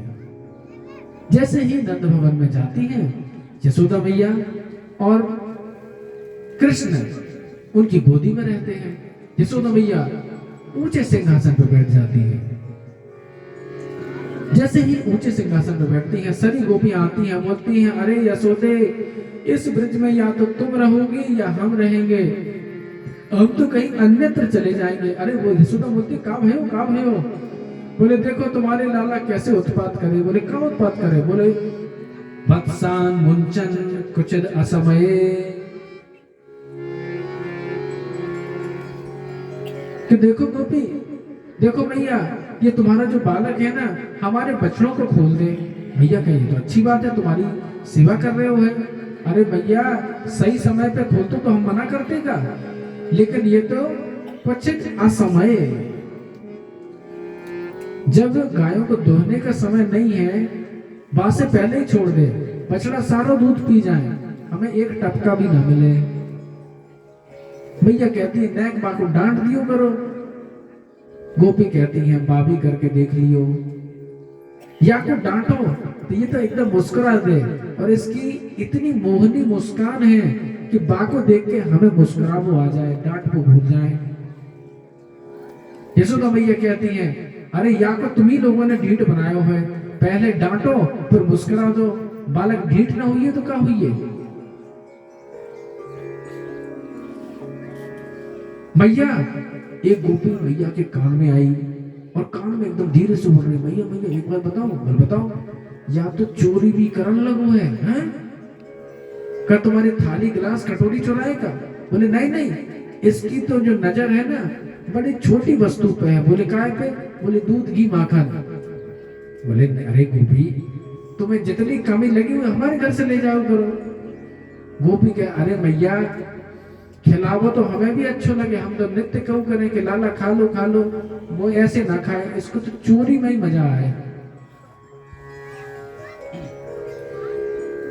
फिर कहती है भैया याने तो बंदरन को भी सुखाए रखो है। हमें तो लगा कि चोरी के गुण तो ना, चोरी के गुण को तो जो आचार्य श्रोमणी है, चोरी के शास्त्र पढ़ के आए हो है। अच्छा, ऐसे ऐसे तरकीब यानी चोरी के निकाल लिए हैं कि हम कभी सोच भी ना सके। यानी बंदर भी सिखाए रखे हैं, जब हम पकड़ने के उनको आए यानी बंदर बैठाए दिने, हम तो केवल पिंजरा से लीला का शोभा देखते रहे और अंदर पूरी माखन चोरी की लीला चलती रहे, क्योंकि बंदर बैठे हुए हैं, जा नहीं सकते अंदर। भैया कहती है एक काम किया करो, या तो अंधेरे का बहुत डर लगे तो अंधेरे कमरे में माखन मिश्री रखा करो। तो ये बोलती है हमने वो भी करके देख लियो, या के आभूषण जो है ना उनसे बिजली निकला करे, उनसे प्रकाश निकलो करे, और या के प्रभाव से ये देख ले कि कहाँ कहाँ रखो है। अच्छा, भैया कहती है या के आभूषण हम अभी उतार देते हैं। भैया आभूषण उतारने से तो कजू लाभ ना है। बोले काय? या का जो श्रीअंग है ना, या का जो शरीर है, या से नीली नीली कांति निकले करे, जहां पे भी अंधेरा हो वहां पे अपने आप प्रकाश हो जाए। अच्छा, तो क्या करूं मैं? नेसुदा भैया बोलती हैं कि एक काम करो, ऊपर एकदम छीके से लटका दिए करो, ऊपर डोरी में एकदम लटका दो। ये कहती है वो भी करके देख चुके, तुम्हारे बालक ने एक ऐसी लकुटिया बना रखी है और उसमें ऐसी कील फंसाई दी नहीं कि सीधे ठक ठक करके ठक करे, ऐसी धार होए कि एकदम एक सरीके की, ना तो नाक आंख पिए और ना तरसे, एकदम एक सरीके की धार हो। हम जब शाम को हमारे धनी कमोरी मांगे तो अंदोटा तो खाली मिले। इस प्रकार से यशोदा मैया कहती है एक काम करो, कुछ भी मत रखो, खाली रखो घर। बोले वो भी करके देख चुकी। जब इसको खाली मकान दिखे ना तो ये कहते कैसी सुमड़ी गोपी को घर है, कछु ना आए थे तो छप्पर रखने की क्या जरूरत है, लाओ एक तीली, लाओ कहीं से आग, अभी इसको स्वाहा कर ही देते हैं। और ये धू धू करके आग लाए, हम तो जैसे तैसे बाको रोक पाए। भैया याने तो हमारो जीवना हराम कर रखो है, बड़े हम तंग हो गए हैं यहाँ से। मैया कहती हैं देखो, गोवर्धन पूज के, ब्राह्मणों को पूज के, एकादशी व्रत करके तुम ही लोगों ने लाला चाहो है, अब जैसो है तुम्हारो लाला है। सभी जितनी गोपी आई थी उनका उलाहना देने का उद्देश्य मात्र क्या था? यशोदा मैया को सुख देना, कि जो हमें सुख मिल रहा है वो सुख तुम्हें भी मिले। इस प्रकार से कृष्ण की बाल लीलाएं बड़ी सुंदर थी। ये 1 वर्ष तक की, 1-2 वर्ष तक की बाल लीलाएं थी। एक बार कृष्ण मिट्टी खाने लगे। जब मिट्टी खा रहे थे तो उनके सखाओं ने मां से शिकायत कर दी कि मैया कृष्ण ने मिट्टी खाई। तो मैया कहती है अरे लाला मिट्टी खाए तुम? बोले नहीं। तो बोल तो रहे हैं, तुम्हारे ये बालक बोल रहे हैं, बदंती तावका एते, तुम्हारे जो मित्र है ना यही बोल रहे हैं कि तुमने मिट्टी खाई है। मैया जी तुम्हें लग रहे हैं हमारे मित्र हैं, लेकिन ये तो हमारी बहुत खिंचाई करते हैं। भैया कहती हैं अरे ये नंद बाबा, ये दाऊ भी तो कह रहे हैं, दाऊ भैया भी ये कह रहे हैं कि तुमने मिट्टी खाई। भैया ये दाऊ तो मुंह को बहुत खिंचाए है ना। एक भजन भी आता है कि मैया दाऊ मुंह को बहुत खिंचावे। दाऊ कहते हैं कि बेटा अरे कन्हैया तुम नंद बाबा और कृष्ण के पुत्र नहीं हो, तुम्हें तो ये कहीं से मोल के खरीद ले आए हैं। तो इस प्रकार से जब इन्होंने कहा तो नंद बाबा, यशोदा मैया कहती है कि अरे अगर तुमने मिट्टी नहीं खाई तो खोलो, मुंह खोलो, अभी देखता हूं। तो नंद बाबा नंद यशोदा मैया के कहने से कन्हैया जैसे ही मुंह खोलते हैं, क्या देखती है यशोदा मैया कि अरे मुंह में तो बहुत सारे अनंत कोटि ब्रह्मांड यहाँ पे दिख रहे हैं। ब्रह्मांड के भीतर एक पृथ्वी भी दिख रही है, पृथ्वी के भीतर गोकुल भी दिख रहा है, और गोकुल में यशोदा मैया भी दिख रही है और कृष्ण भी दिख रहे हैं। जब यशोदा मैया ने इतना कुछ उनके मुख में देखा तो यशोदा मैया तो डर गई, कन्हैया को छोड़ करके सीधे नारायण के मंदिर में गई। और उनको लग रहा है कि ये भूत प्रेत तो नहीं लगे कन्हैया को, कि इसके मुख में ये अलाय बलाय क्या दिख रही है। इस प्रकार से भगवान की जो ऐश्वर्य शक्ति है वह भगवान के मुख में ब्रह्मांड का दर्शन कराती है।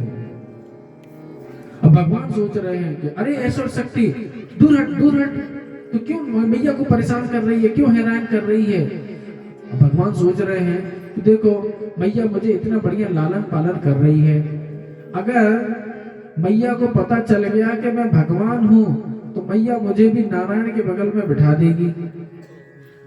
नारायण का मंदिर है, और एक जो ब्राह्मण है कभी क्रिकेट खेल के आएगा और 2 पतासे और 2 फूल मेरे ऊपर फेंकेगा, वो भाग जाएगा ताला लगा के।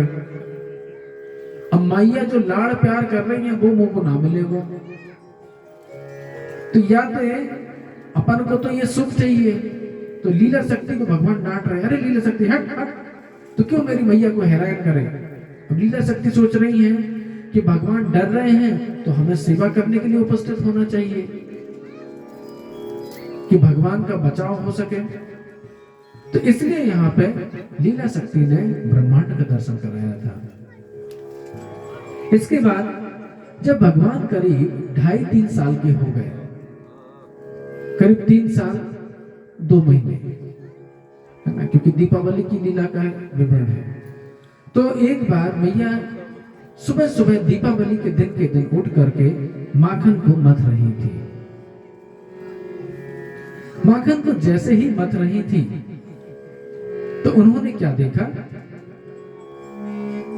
कि कन्हैया अभी सो रहे हैं, तो अभी जल्दी जल्दी मैं माखन मथ लेती हूँ जिससे कन्हैया को ताजा ताजा माखन मिलेगा। मैया सोच रही थी कि ये पता नहीं चोरी करने सब गोपियों के घर में काय को जाया करे, लगता है हमारे घर में मीठा माखन नहीं होता है। जब अपने घर में कोई चीज अच्छी नहीं होगी तभी तो बालक दूसरे के घर में खाने जाएगा। अगर अपने घर में अच्छी चीज बनेगी तो दूसरे के घर में काय को जाएगा। तो मैया ने सोचा कि आज मुझे बड़ा अच्छा अवसर मिला है। दीपावली के दिन क्या हुआ कि जितनी भी दास दासियां थी सब इंद्र पूजा के ताई गोवर्धन गए हुए थे। तो मैया को लगा कि आज अच्छा अवसर मिल गया है, घर में कोई भी दास दासी नहीं है, आज मैं ही अपने हाथों से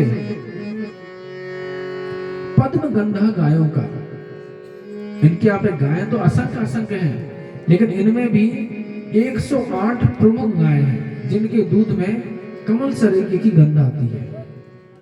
और उन गायों का दूध निकाल करके एक विशेष गाय को पिलाया जाता था।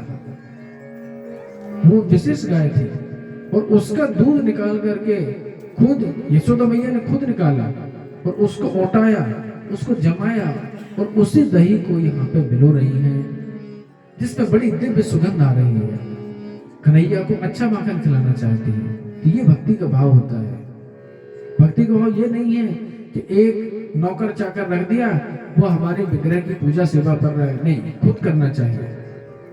जैसे अमरीश महाराज थे, अमरीश महाराज चक्रवर्ती राजा थे लेकिन खुद ही सारी सेवा करते थे, खुद ही बर्तनों को मांजते, खुद ही मंदिर का मार्जन करते, खुद ही विग्रह सेवा करते, खुद ही आरती करते, खुद ही पोंछा पांची करते, सब कुछ खुद करते। तो ये भक्ति का भाव होता है। तो ठीक इसी प्रकार से यशोदा मैया भी अपने हाथों से सारी सेवाएं कर रही हैं। यशोदा मैया दही बिलो रही है। जैसे ही दही बिलोया, अभी माखन आने ही वाला था, लेकिन दही बिलोने की आवाज और यशोदा मैया गुनगुना भी रही थी। क्या गुनगुना रही थी? कन्हैया ने जो जो लीलाएं की हैं कि माखन चोरी की लीला, पूतना वध की लीला, तृणावत उद्धार, शक्टासुर उद्धार, सबको उन्होंने एक छंद में पिरो करके एक कविता बना करके यशोदा मैया बड़ा सुंदर गा रही है। जैसे महिलाओं में होता है ना कि जब 4-8 महिलाएं आपस में कुछ काम करती हैं तो कुछ भगवान के भजन गाती रहती हैं, ठीक इसी प्रकार से मैया भी, यशोदा मैया भी अपने बाल कृष्ण के भजनों को बना करके बड़े आनंद से उनको गा रही हैं। जब मैया का भजन गाना कृष्ण के कान में प्रवेश किया, लगभग 5 बज चुके हैं सुबह के। कन्हैया जग गए। कन्हैया ने देखा कि मैया तो है नहीं बगल में। अब कन्हैया में इतना बल आ गया है, इतनी बुद्धि आ गई है कि कन्हैया वहां से आए और वहां से आकर के पहले तो धीरे, जैसे बालक होता है ना छोटा, पहले पैर नीचे उतारता है फिर धम्म करके नीचे उतरता है, क्योंकि जो पलंग होता है वो कैसा होता है, थोड़ा ऊपर होता है। तो कन्हैया भी पहले पैर नीचे उतारे फिर धम्म करके नीचे उतरे, उनके पायल छम करके नीचे हो गए। धीरे धीरे दौड़ते दौड़ते मैया के पास आए। मैया दूर से ही देख रही हैं कि लाला आ रहा है। मैया और जल्दी जल्दी माखन मथने लगी कि अभी अभी झाग आ रहे हैं, अगर अभी रोक दिया तो फिर से मेहनत करनी पड़ेगी और माखन पूरा ना निकले हुए। तो कन्हैया से कह रही है मैया कि नेक कन्हैया लाल नेक रुक जा, माखन आ गए हैं, देखो अभी झाग आ गए हैं, 2 मिनट करूंगी माखन आ जाएगा, फिर 2 को खा दूंगी। लेकिन कन्हैया को तो भूख लगी। कन्हैया ने तो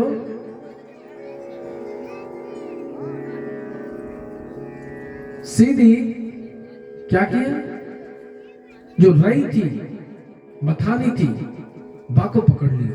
भैया कह रही है या में बुद्धि तो बहुत आ गई है, अगर मटकिया पकड़तो तो कछु ना हो, तो काम चलता रहता। अगर मेरे हाथ को पकड़ता तो क्या रोक पाता क्या? लेकिन बालक ने रई सीधी पकड़ी, यानी मथानी, जो मंथन दंड है उसको पकड़ा। इसमें बुद्धि तो बहुत आ गई है। मैया को यह बात को दुख नहीं है कि हमारे माखन ना निकलेगा, मैया को यह बात का सुख है कि बालक में बुद्धि आ गई अच्छी। मैया ने अब बाल कृष्ण खुद ही मैया की गोदी में चढ़ गए और खुद ही स्तनपान करने लग गए। अब देखो यहां पे बालक खुद ही स्तनपान कर रहा है, लेकिन कुछ देर के बाद मैया को स्मरण आ रहा है, अरे हमने तो चूल्हे के ऊपर अभी अभी दूध चढ़ाए रखो है, अगर कहीं दूध चूल्हे में फन फन करके उफनेगा तो कन्हैया का कहीं अनिष्ट ना हो जाए। ऐसी कहावत है कि दूध को कभी अग्नि में जलना नहीं चाहिए, नहीं तो अनिष्ट होता है, अपशकुन होते हैं। तो इसलिए मैया सोच रही है कि अरे कहीं दूध अग्नि में गिरे तो कहीं कन्हैया का अपशकुन ना हो जाए। तो कन्हैया को असंतुष्ट ही छोड़ करके जाती है कहां, रसोई घर में, कि जिससे दूध बच जाए। कन्हैया तो अतृप्त थे। अब देखो जो व्यक्ति पूर्ण काम है, आत्मा राम है, भगवान कृष्ण कैसे हैं, आत्मा राम है, तो आत्मा राम को भूख कैसे लगाई? आत्मा राम का अर्थ ही होता है जिसको कभी भूख ना लगे, यानी वो अपने अपने संतुष्ट है, वही व्यक्ति आत्मा राम होता है। भगवान आत्मा राम है। लेकिन लीला संवर्धन के लिए या फिर कहें लीला को आगे बढ़ाने के लिए क्या हो रहा है, भगवान को भूख लगी है ना, आत्मा रामत्व अपनी भूक्षा, वात्सल्य वृद्धि के लिए। फिर इसके बाद जब मैया ने उनको पटक दिया मतलब रख दिया और दूध बचाने के लिए गया, तो ये पूर्ण काम भी है। पूर्ण काम का मतलब समझते हैं, भगवान जैसे कहते हैं ना कि तुलसी दल मात्रेण जल से चुल्की नमा विक्रीड़तो आत्मानो भक्तेभ्यः भक्त वत्सलः, कि मैं तुलसी, एक तुलसी दल और थोड़ा चुल्ली भर जल, इतना ही मेरे ऊपर कोई अर्पित कर देता है, उससे ही मैं संतुष्ट हो जाता हूं। तो यहां तो यशोदा मैया स्वयं अपना दूध अर्पित कर रही है, तो भगवान संतुष्ट क्यों नहीं हो रहे हैं? तो यही तो भगवान दिखाना चाह रहे हैं, भक्त वत्सलता दिखा रहे हैं कि पूर्ण कामा होते हुए भी इनको अभी भी भूख लग रही है, अतृप्त रह गए। अब भगवान शुद्ध सत्व से बने हुए हैं। शुद्ध सत्व मतलब जैसे हम में है सतोगुण रजोगुण तमोगुण है, इसलिए हमें कभी क्रोध भी आता है, काम क्रोध लोभ मद मत्सर आते रहते हैं, अलग अलग वस्तुएं। लेकिन भगवान में ऐसा कुछ नहीं है, भगवान शुद्ध सत्व से बने हैं। लेकिन फिर भी भगवान में क्रोध आ गया कि अरे मैं तो अपना गोलोक छोड़ के यहाँ पे आया हूँ, तो मैया को ये दूध पियाना है, अभी बताता हूँ। कृष्ण कह रहे हैं अब मैया का इतना नुकसान करूंगा कि अगली बार से मुझे छोड़ के कभी नहीं जाएंगे। तो मटके में जो छोटा सा कंकड़ लगा हुआ था उसी को निकाल कर मटके की पेंदी में दे मारा, खट्टा करके वो मटका भल भल करके लुढ़क गया। और अभी इतनी अकल तो है नहीं कि उसके अगल बगल से निकल जाए, तो वही माखन के ऊपर दही के ऊपर छप छप करते हुए भंडार घर की ओर चले गए। अब देखिए भगवान कौन है? लक्ष्मीपति है। लक्ष्मीपति को कोई चोरी करने की आवश्यकता है क्या? अरे पूरी त्रिलोकी की लक्ष्मी उसी की है। लेकिन यहाँ पे देखिए भगवान लक्ष्मीपति होते हुए अपने ही भंडार घर में जाके चोरी कर रहे हैं। बोलिए चोर चक्रवर्ती सम्राट की, माखन चोर भगवान की। तो भगवान माखन चोर लीला अपने घर पे ही कर रहे हैं। अपने ही घर पे एक कमोरी को उठाया, भंडार घर की खिड़की खोली और आंगन में चले गए, बगीचे में चले गए आंगन से होते हुए। जब बाहर जाके कुछ माखन खुद खा रहे हैं, कुछ वहां के बंदरों को खिला रहे हैं। मैया ने देखा कि ये कहाँ है। मैया तो समझ गई, पैरों के निशान को देखा कि भंडार घर में गए हैं। भंडार घर से उनके जो निशान थे वो आंगन की तरफ थे, आंगन से उद्यान की तरफ गए। मैया ने देखा कि ये तो स्वस्तिक आकार में, एक जांघ के ऊपर पैर रख के एक नीचे पैर लटकाए हुए आराम से माखन खाए जा रहे हैं। जैसे ही मैया ने सोचा कि अगर मैं खिड़की से कूदूंगी तो धमाटा होगा, धमाटे के कारण ये फिर भाग जाएगा। मैया ने अपने नूपुरों को पहले ऊपर फंसाया और एकदम धीमे धीमे आवाज से वहां कूदी। लेकिन फिर भी जो नूपुर थे वो छम करके बजी गए। कन्हैया भाग रहे हैं, कन्हैया सोच रहे हैं कि अपन तो नंदपुर में चले जाएंगे और वहां बैठे होंगे ताऊ जी। अब ताऊ जी बैठे होंगे तो क्या होगा वहां पे, वैसे ही हमें कोई ना कोई तो बचा ही लेगा। लेकिन वहां कृष्ण का भाग्य आज काम नहीं किया। कृष्ण का भाग्य काम नहीं किया क्योंकि आज क्या था, इंद्र पूजा थी, सभी लोग गए थे गोवर्धन। जैसे ही वहां पे कन्हैया आई, मैया ने पकड़ लिया। थोड़ी देर के बाद मैया पकड़ में लिया गए क्योंकि कन्हैया का भाग्य चल ही नहीं रहा था। अब मैया ने जैसे तैसे पकड़ा। अब मैया कह रही आज तो तुमको बांध के रखूंगी, तू बहुत उत्पात करने लगा है। मैया ने अपने केस पार्श्वों एक रस्सी निकाली, जूड़ा बांधने के लिए होती है जो रेशमी रस्सी, वो निकाली। अब कृष्ण इतनी सी तो कमर है, उन्होंने कहा वैसे ही बन जाएगी। लेकिन उन्होंने देखा कि रस्सी पर्याप्त होते हुए भी 2 अंगुल छोटी पड़ गई। जब 2 अंगुल छोटी पड़ी तो उन्होंने एक दूसरी रस्सी बांधी। जब दूसरी रस्सी बांधी तो क्या देखते हैं, और भी 2 अंगुल छोटी पड़ गई। मैया आश्चर्य पड़ रही है कि ना तो पेट फूल रहा है, जैसी चीजें हम रस्सी भी जोड़ रहे हैं लेकिन फिर भी 2 अंगुल की 2 अंगुल छोटी पड़ रही। मैया आश्चर्य में, ये क्या नाटक हो रहा है। मैया सोच रही है किसी प्रकार ये अगर बन जाए तो मुझे संतुष्टि हो जाए। मैया को लग रहा कोई आव बेलाए, कोई भूत तो नहीं लग गए इसको कि रस्सी जोड़ने की, पूरे गांव की रस्सी बांध दी मैया ने, लेकिन फिर भी 2 अंगुल हो रही है। मैया को लगा, कन्हैया को लगा कि मैया को ज्यादा परेशान नहीं करना चाहिए। तो कन्हैया सोच रहे हैं स्वामातो श्वन्नगात्राय वृस्तस्तवरत्सजाः दृष्ट्वा परिश्रमं कृष्णः कृपया आसीत् स्वबन्धने दृष्टवा परिश्रम कृष्ण, जब कृष्ण ने मैया का परिश्रम देखा कि मैया की जो केस पास है वो पूरी खुल गई है, मैया एकदम पसीने में लथपथ हो गई हैं, वस्त्र उनके बहुत लतर पतर हो गए हैं, लेकिन जब कन्हैया ने मैया का परिश्रम देखा तो दृष्टवा परिश्रम कृष्ण, कृपया आसीत सुमन, कृपा के कारण, यानी दो वस्तु होती है भगवान को प्राप्त करने या भगवान को बांधने में, दो वस्तुएं होती हैं। कौन कौन सी? एक होती है भगवान की कृपा और दूसरा होता है हमारा प्रयास, परिश्रम। अगर यशोदा मैया परिश्रम नहीं करती तो कन्हैया नहीं बनते। तो यशोदा मैया सुबह से लेकर सांझ तक लगी नहीं, तब कन्हैया बंधे। तो ऐसे ही अगर हम नित्य प्रति 16 माला का कम से कम नियम ले लें तो कृष्ण हमारे प्रेम में भी बंध जाएंगे, जैसे यशोदा मैया के प्रेम में बंधे हैं। अगर हम भी नित्य एकादशी करेंगे तो हमें भी कृष्ण इसी तरीके से हमारे हृदय में प्रकट हो जाएंगे। अगर हम भी भक्ति के नियमों को पालन करेंगे तो हमें भी कन्हैया प्राप्त हो जाएंगे। तो इस प्रकार से मैया का परिश्रम देखकर भगवान पिघल गए, भगवान ने कृपा की और भगवान बन गए।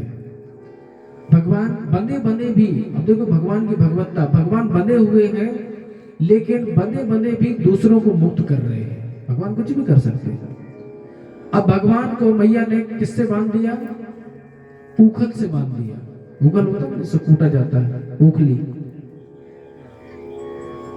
वहां पे छोटे छोटे बालक आ गए, उन्होंने ऊखल को टेढ़ा कर दिया। कन्हैया बंधे बंधे ऊखल में चले जा रहे हैं, आगे लुढ़कते जा रहे हैं और ऊखल लुढ़कता जा रहा है। यह भी उनके लिए खेल हो गया। यशोदा मैया के उस उद्यान के बीच में दो वृक्ष थे यमलार्जुन के। ऊखल जाके उसके बीच में अटक गया। कन्हैया तो निकल गए, छोटे थे, लेकिन ऊखल बीच में अटक गया। यहां पे एक विशेष घटना हुई। जैसे ही भगवान ने जोर लगाया, वो इतने बड़े बड़े यमलार्जुन वृक्ष तड़ाक करके नीचे पड़ गए। लोगों ने क्या हुआ क्या हुआ, जब देखा सभी ने कि अरे कन्हैया बंधे हुए हैं, अच्छा हुआ कन्हैया के ऊपर कोई सा वृक्ष नहीं गिरा, नहीं तो पता नहीं क्या हो जाता।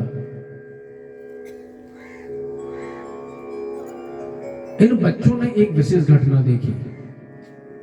जब तक गांव वाले नहीं आए थे, केवल वृक्ष गिरे थे। इतने में क्या हुआ, उन वृक्षों में से दो विशेष चमचमाते हुए देवता प्रकट हुए। पिछले जन्म में ये नलकूबर और मणिग्रीव थे। ये यक्षों के पुत्र थे, कुबेर के। शिव जी के लोक में रह रहे थे, लेकिन नारद मुनि के अभिशाप से इनको वृक्ष योनि प्राप्त हो गई थी। जैसे ही इनको वृक्ष योनि प्राप्त हुई, कई वर्षों से यहां रह रहे थे। कृष्ण को मालूम था कि इनको मुझे मुक्त करना है। कृष्ण ने इनको मुक्त किया। ये भगवान की स्तुति करते हैं। भगवान कहते हैं कि अब तुमने मेरी बहुत स्तुति कर ली, अब जाओ, नहीं तो तुम्हारी पूजा हो जाएगी यहाँ पे। तो इस प्रकार से कन्हैया ने नलकूबर मणिग्रीव का भी उद्धार कर दिया। आगे भगवान अनेक अनेक लीलाएं करते हैं। एक बार ब्रज में बत्सासुर आया, एक असुर आया और बछड़े के रूप में कन्हैया के साथ में लड़ने लगा। कन्हैया ने उसने पट्ट करके उसको भी लुढ़का दिया। एक बार एक बकासुर आया। सबरे जितने बालक हैं सब कह रहे हैं कन्हैया कन्हैया देखो, इतने बड़ा पक्षी, इतना बड़ी पक्षी तो हमने कभी नहीं देखो। कन्हैया के देखे, अभी देखते हैं। कन्हैया जैसे उस पक्षी के पास में गए, उस बगले ने तो अपनी चोंच में कन्हैया को लपक लिया, पूरे के पूरे कन्हैया को लील गए। सभी बालक तो वहां बेहोश जैसे हो गए, सभी एकदम अचेतन। कन्हैया ने अपने शरीर का ताप बढ़ाना शुरू कर दिया। जैसे ही शरीर का ताप बढ़ा, उस बगले को गले में जलन होने लगी। उसने आ करके कन्हैया को उगल दिया। कन्हैया को कुछ नहीं हुआ। सभी बालक पूछ रहे हैं कन्हैया से, कन्हैया ठीक हो कि नहीं? कन्हैया कहे बिल्कुल ठीक। बोले अंदर तुमने बाकी दांत देखे कि नहीं? छोटे छोटे बालक 3-4 वर्ष के। तो सारे बालक कन्हैया से पूछ रहे हैं कि अरे कन्हैया, तूने बगलों के दांत देखे कि नहीं? कन्हैया कह रहे ध्यान ना दियो भैया, अभी देखे। बकासुर फिर से आया और इस बार उसने चोंच जैसी मारी तो उन्होंने क्या किया कि ये एक चोंच पे रखा पैर और दूसरी चोंच पे रखा हाथ और देख रहा है नेक ठाड़ो रहे, दांत देख लूं, और ये कहके चट करके बाकी चोंच तोड़ दी गई। तो इस प्रकार से इन्होंने बकासुर का उद्धार किया। जितने भी असुर मामा जी भेज रहे थे मानो खिलौने भेज रहे हैं। जैसे होता है ना, मामा को भांजे से बड़ा प्रेम होता है, तो कन्हैया को लग रहा है मेरे ताई मामा जी खिलौने भेज रहे हैं खेलने के लिए। तो नित्य प्रति कंस मामा खिलौने भेजे और यहाँ पे ये हर एक खिलौने को तोड़ दें। एक दिन अघासुर आया। अघासुर ने सोचा कि इनके जितने भी बालक कन्हैया समेत सबको मार दूंगा, ब्रजवासी तो अपने आप मर जाएंगे। अघासुर ने पहले बालकों को खा लिया। कन्हैया मना कर रहे हैं मत जाओ, लेकिन बालकों को कन्हैया के ऊपर बहुत अधिक विश्वास है। इस तरीके से बालकों ने अघासुर के अंदर प्रवेश कर लिया।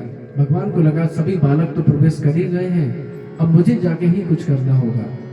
भगवान कृष्ण भी अघासुर के अंदर प्रवेश करते हैं। जैसे ही भगवान कृष्ण अघासुर के अंदर प्रवेश किए, भगवान ने अपना आकार बढ़ाना शुरू कर दिया।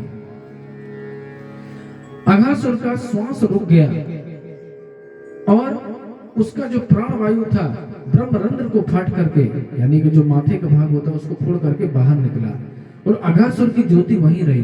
कब तक रही? जब तक भगवान कृष्ण उसके शरीर से बाहर नहीं निकले। भगवान कृष्ण बाहर निकले और जितने भी उनके सखा थे सब बाहर निकलते ही मृत जैसे थे, क्योंकि विष का प्रभाव था। भगवान ने अमृत वर्षणी दृष्टि से उन सभी बालकों को जीवित कर दिया। और क्या देखने में आया? देवतागण, भगवान ब्रह्मा, सभी लोगों के सामने वह अघासुर की आत्मा अभी बाहर ही थी, चमचमा रही थी और भगवान के श्रीअंग में प्रवेश कर गई। ब्रह्मा जी को बड़ा आश्चर्य हुआ।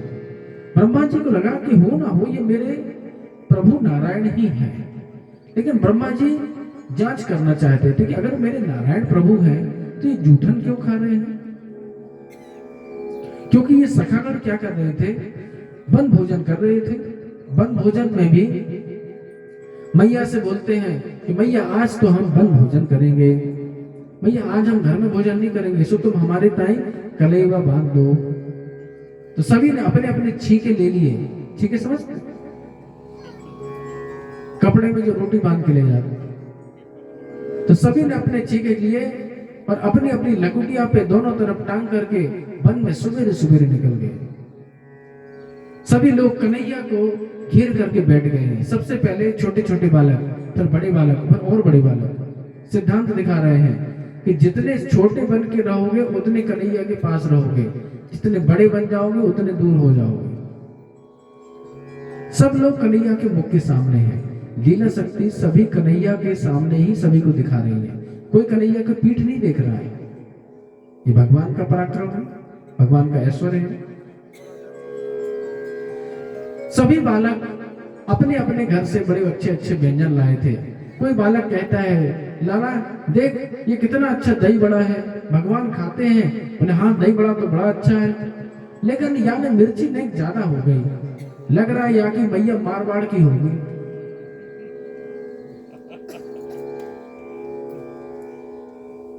तो इस प्रकार से उसके साथ में हंसी करे। कोई बच्चा, कोई बालक अपने साथ में लड्डू लाए, बाकी भैया ने माँ में ने घी कम डालो, घी कम पड़ो।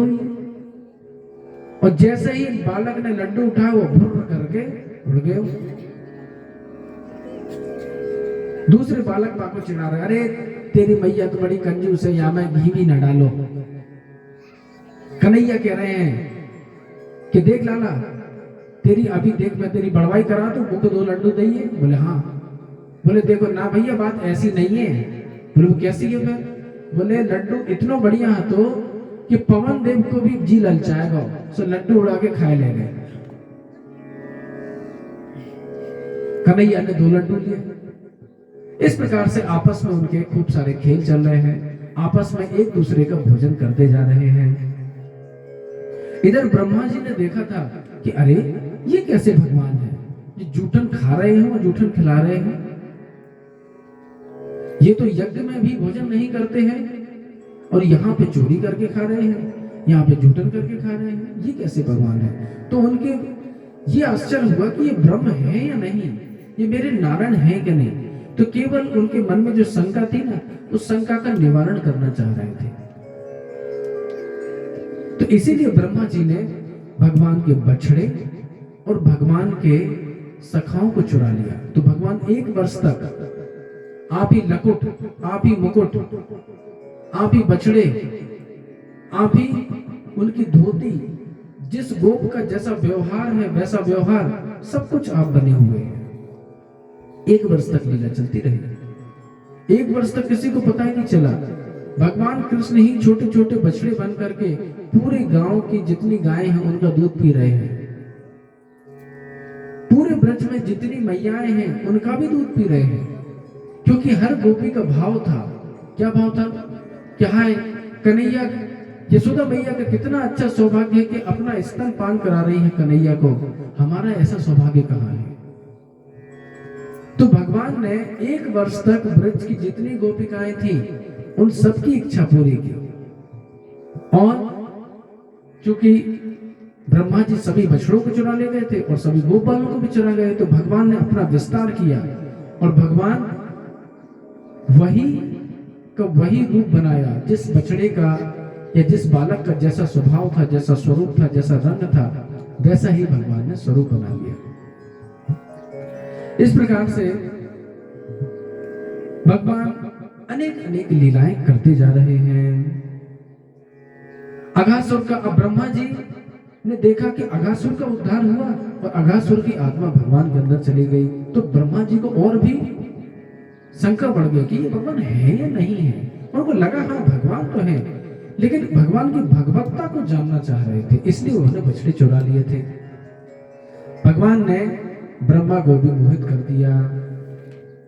ब्रह्मा जिन बछड़ों को चुरा ले गए थे वो मायावी बछड़े थे, क्योंकि भगवान या भगवान की शक्ति को कोई चुरा नहीं सकता। तो ये तो वृंदावन की भूमि पे ही थे, कहीं पे भगवान की जो शक्ति है, ऐश्वर्य शक्ति, उन्होंने लीला शक्ति ने छुपा दिया था। और ब्रह्मा जी के पास तो माया वाले बछड़े थे। लेकिन 1 साल के बाद जब ये बछड़े आए तो फिर से भगवान ने उन बछड़ों को वैसे ही स्थापित किया और अपनी लीला को आगे बढ़ाया। तो इसलिए 1 साल तक किसी को कुछ पता ही नहीं चला क्या हुआ। तो अघासुर की लीला का ब्रज में कब पता चला था? 1 साल बाद। इस प्रकार से कई लीलाएं हुई। ब्रह्मा जी ने स्तुति की। कालिया लीला सब लोग जानते हैं कि कैसे भगवान कालिया नाग का उद्धार करते हैं और कालिया नाग से कहते हैं, कालिया नाग में एक बड़ी अच्छी शिक्षा मिलती है। क्या? कि व्यक्ति को स्वभाव बदलने की चेष्टा करनी चाहिए। जब कालिया नाग भगवान कालिया को परास्त कर देते हैं, कालिया हाथ जोड़ के भगवान के सामने खड़ा हो जाता है, तो भगवान कहते हैं, देखो कालिया, अगर तुम्हें मेरे धाम वृंदावन में रहना है तो तुम्हें अपना स्वभाव बदलना होगा। ये विष तुम उगलते रहोगे तो कार्य नहीं चलेगा। देखो हमारे सखाओं को, हमारी गैयाओं को, पशु पक्षियों को, लता पता को कितना कष्ट हो रहा है तुम्हारे विष के कारण। ये विष उगलना बंद करो तो तुम वृंदावन में रह सकते हो। कालिया ने कहा, महाराज स्वभाव दुस्तजो नाथा, कि हे नाथ, अपने स्वभाव को बदलना बड़ा कठिन है। भगवान कहते, अगर स्वभाव नहीं बदल सकते तो जाओ यहां से, दूसरी जगह रहे। अगर वृंदावन में रहना है तो जो साधुओं का स्वभाव है, भगवान ने जो आदेश दिए हैं, संतों ने जो बात कही है, उसी रहनी से रहना चाहिए, अन्यथा फिर वृंदावन रहने योग्य नहीं है आपके, है ना। तो ये भगवान ने वहां पर शिक्षा दी। जैसे कालिया है, कालिया बोल रहा था कि मैं नहीं बदलूंगा अपना स्वभाव, तो भगवान ने कहा कि जाओ। इसके बाद दावाग्नि पान भगवान ने की। तब अग्निपान के होने के बाद भगवान वर्षा ऋतु और शरद काल में विहार करते हैं। वेणु गीत गाया जाता है। भगवान की जब वेणु बजती है तो वेणु बजने पे वृंदावन के जितने भी लोग हैं सब मोहित हो जाते हैं।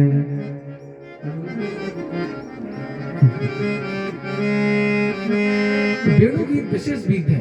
इस गीत के माध्यम से गोपिकाएं बता रही हैं, क्या बता रही हैं कि हम कृष्ण का, जैसे सभी लोग कृष्ण का ध्यान कर रहे हैं ऐसे हम भी ध्यान कर रही हैं, लेकिन गोपियों का जो माधुर्य भाव है वो यहाँ पे प्रकट हो गया।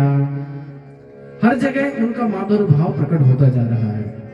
गोपियां छिपा करके रखना चाहती हैं, लेकिन भाव एक ऐसी वस्तु है कि छिपाते छिपाते भी प्रकट हो ही जाता है। तो उन माधुरवती गोपिकाओं का अपना भाव प्रकट हो गया। वो कह रही हैं कि देखो धन्य है ये वेणु जिसने इतनी तपस्या की कि भगवान उसको अपने अधर पल्लव पे हमेशा रखते हैं। कितना तपस्या की होगी, और ये वेणु कितना दृष्ट है, जो हमारी वस्तु है उसका ये स्वयं पान कर रहा है अधरामृत का। इस प्रकार से कहती है गोपियां, कहती है धन्य है ये मयूर जो इन भगवान की वेणु का नाद सुनकर इतना सुंदर नृत्य कर लेते हैं, हम तो अपना भाव भी प्रकट नहीं कर पाती हैं। धन्य है ये देवियां क्योंकि ये भगवान की वेणु सुनकर अपने पति की गोद में ही मूर्छित हो जाती हैं, लेकिन इनके पति कृष्ण को देखने से मना नहीं करते। लेकिन हमारा कितना दुर्भाग्य है, हमें हर कोई रोकता रहता है। धन्य है ये गाय जो भगवान की वेणु सुनती हैं। तो गाय क्या होती है पता है, भगवान की वेणु सुनते ही गायों का दूध अपने आप निकलता जाता है, और जो बछड़ा दूध पी रहा होता है वो भी दूध पीना बंद कर देता है और कान उठा के सुनता है, और उसकी दोनों सिकड़ियों से दूध बहता जाता है। अब गाय के थन से दूध तो चूई रहा है, और थन कहाँ लगा हुआ है, बछड़े के मुंह में, और बछड़ा भी दूध पीना बंद कर देता है उस वेणु को सुनकर। आहा कितना सुंदर नाद है, कितनी सुंदर मधुर ध्वनि है, और उसके सिकड़ियों से दूध चू रहा होता है। और वो लोग जैसे मानो कोई मूर्ति हो ऐसे खड़े होके भगवान की वेणु को सुनते रहते हैं। वाह क्या मधुर मधुर वेणु है। अरे ये तो छोड़ो, जो पक्षी हैं जो हमेशा चू चू ची ची ची करते रहते हैं, भगवान जब वेणु बजाते हैं तो वो भी मुनियों की तरह एकांत भाव से सुनते रहते हैं। अरे ये तो फिर भी पशु पक्षी थे, जो जड़ नदी है उसमें भी भंवर पड़ने लगती है भगवान की वेणु सुन करके। जो मेघ हैं भगवान की वेणु सुन करके वहीं रुक जाते हैं कि कहीं भगवान के ऊपर धूप ना आ जाए। जो धन्य पुलंदी गण है ये भीलनी है कि जो भगवान के चरण में जो कपूर लगा हुआ है, कि जो कस्तूरी लगा हुआ है, या फिर कहीं कुमकुम लगा हुआ है गोपियों के वक्षस्थल का, उसको अपने सिर पे माथे पे सभी जगह धारण करती हैं। और ये गोवर्धन गिरिराज ये तो अति धन्य है, जो 16 उपचार पूर्वक भगवान कृष्ण की सेवा कर रहे हैं। आप सभी जानते हैं 16 उपचार यानी 16 उपकरणों से, कि पहले आसन दिया जाता है, फिर पाद, फिर आग, फिर आचमन, फिर मधुपर के स्नान, वस्त्र, गंध, धूप, दीप, आचमनम, आवरणम, नैवेद्य, और सब कुछ भगवान को प्रदेश कर रहे हैं। तो गोवर्धन तो भगवान को सब कुछ देते हैं, गोवर्धन में सब कुछ प्राप्त होता है। इस प्रकार से भगवान की वेणुगूत का वर्णन करती हैं गोपियां। भगवान गोपियों का चीर हरण करते हैं। चीर हरण के माध्यम से एक शिक्षा मिलती है। पता क्या शिक्षा? कि जिस प्रकार से गोपियों ने चीर हरण लीला में गोपियां क्या करती हैं, प्रतिदिन 1 मास तक कात्यायनी देवी की पूजा करती है।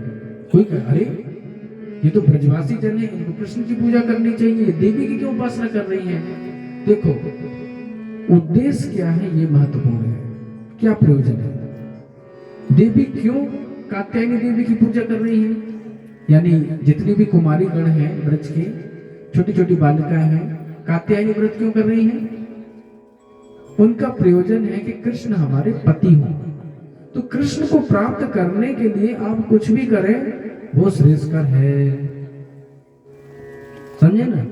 सिद्धांत क्या है कि कृष्ण को प्राप्त करने के लिए अगर किसी देवी देवता को भी पूज लिया जाए तो कोई हानि नहीं है, क्योंकि हमारा उद्देश्य क्या है? कृष्ण की पूजा, कि कृष्ण की प्राप्ति हो। तो इसलिए ये गोपिकाएं रोज पूजा कर रही हैं। कात्यायनी महामाये महायोगिन अधीश्वरी नंद गोप सुतम देवी पति में कुरुते नमः। तो इस प्रकार का मंत्र जपते हुए ये कुमारिकाएं किसको भज रही हैं? भगवान को भज रही हैं। कहे हे देवी, हे कात्यायनी महामाये महायोगिन महेश्वरी अधीश्वरी नंद गोप सुतम, हे प्रभु, हे देवी, आप हमें नंद गोप को पति के रूप में दे दें। तो भगवान को प्राप्त करने के लिए अगर किसी देवी देवता की भी उपासना कर ली जाए कोई हानि नहीं है। भगवान ने इनको स्वीकार किया फिर, और भगवान ने इनको आशीर्वाद दिया कि आगामी जो शरद ऋतु होगी उसमें हम तुम्हारे साथ में रास विहार करेंगे। इसी प्रकार से भगवान ने यज्ञ पत्नियों, ब्राह्मण पत्नियों के ऊपर भी कृपा करी। जैसे इनके ऊपर कृपा की ना, ऐसे यज्ञ पत्नियों के ऊपर भी कृपा की थी। और जैसे यज्ञ पत्नियों के ऊपर कृपा की, फिर उसके बाद क्या हुआ? एक दिन नंद बाबा चौपाल पे बैठे हुए हैं और कह रहे हैं कि इतना तिल लाओ, इतना जौ लाओ, इतनी ये वस्तु लाओ, हमें बहुत बड़ा यज्ञ करना है। तो गोद बैठ गोपाल कहे ब्रजराज सो। गोपाल नंद बाबा की गोद में बैठते हैं और बोलते हैं बाबा बाबा ये तो क्या यज्ञ कर रहे हो? नंद बाबा ने कहा कि देखो हमारे पूर्वज बहुत दिनों से इंद्र की पूजा करते आ रहे हैं, हम लोग गोप हैं, अगर अच्छी बरसात होगी तो हमारी जो गाय हैं, हमारी जो खेती है वो अच्छे से होगी, हमारा गोवंश अच्छे से रहेगा, तो हमारा सारा व्यापार अच्छा रहेगा। भगवान ने 6 तर्क दे करके इंद्र यज्ञ को बंद करा दिया। भगवान को गुस्सा आ गई थी कि अरे ये इंद्र का बच्चा, मैं तो बाबा की जो चौकी है, या फिर कहना चाहिए बाबा की जो पादुकाएं हैं उनको अपने मस्तक पे धारण करता हूं। जब भगवान छोटे बालक थे ना, तो जब बाबा स्नान करके आते या गैया धो के आते या कहीं बाहर जा रहे होते तो मैया कहती लाला लाला जाओ बाबा को पादुकाएं दे दो। तो छोटे से बालक है तो अपने माथे पर पादुकाएं रख के बाबा को देते। और कृष्ण को गुस्सा आ रही है कि मैं तो इनकी पादुका को अपने सिर पे रखा हूं और ये इंद्र का बच्चा अपनी चौथ को जमाना चाहता है, अभी बताता हूं। तो भगवान ने मात्र निरीश्वरवाद, कर्मवाद, स्वभाववाद, वार्तावाद, मात्र 4-5 कारण जो हेतुवाद, सांख्यवाद और स्वभाववाद या वार्तावाद, इससे ही मात्र इंद्र के यज्ञ का निषेध कर दिया। भगवान कहते हैं कि अरे ये बताओ, तुम लोग कह रहे हो कि इंद्र की हम उपासना करते हैं तब इंद्र वर्षा करते, ये बताओ जहां पे घोर रेगिस्तान है या फिर जहां पे समुद्र है वहां कौन यज्ञ कर रहा है? और कोई नहीं। तो वहां वर्षा होती है कि नहीं? बोले हाँ होती है। तो इसका मतलब यह हुआ कि इंद्र में इतनी शक्ति नहीं है कि केवल जो यज्ञ करे वहीं बरसात करे, या फिर यज्ञ जहां पे यज्ञ नहीं करे वहां बरसात नहीं करे। इसका मतलब है हम जैसा कर्म करेंगे वैसा हमें फल मिल जाएगा। इसमें इंद्र की क्या जरूरत है?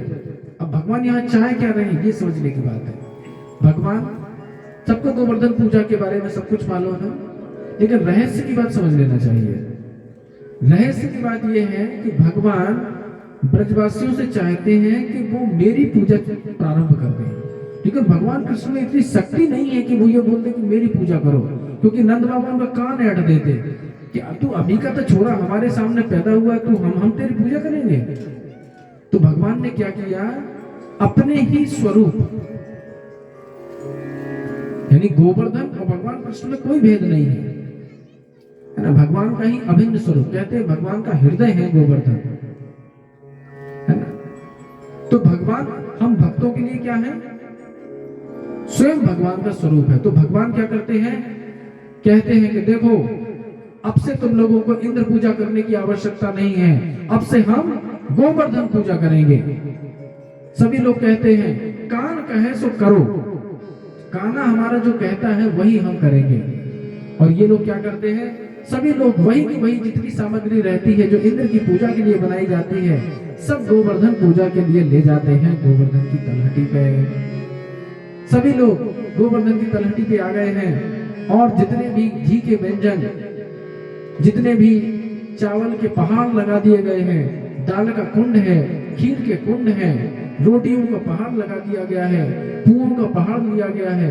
और वहां पे तो गोवर्धन को आवाहन किया गया। जैसे ही गोवर्धन का आवाहन किया गया, वहां पे गोवर्धन प्रकट हो गए।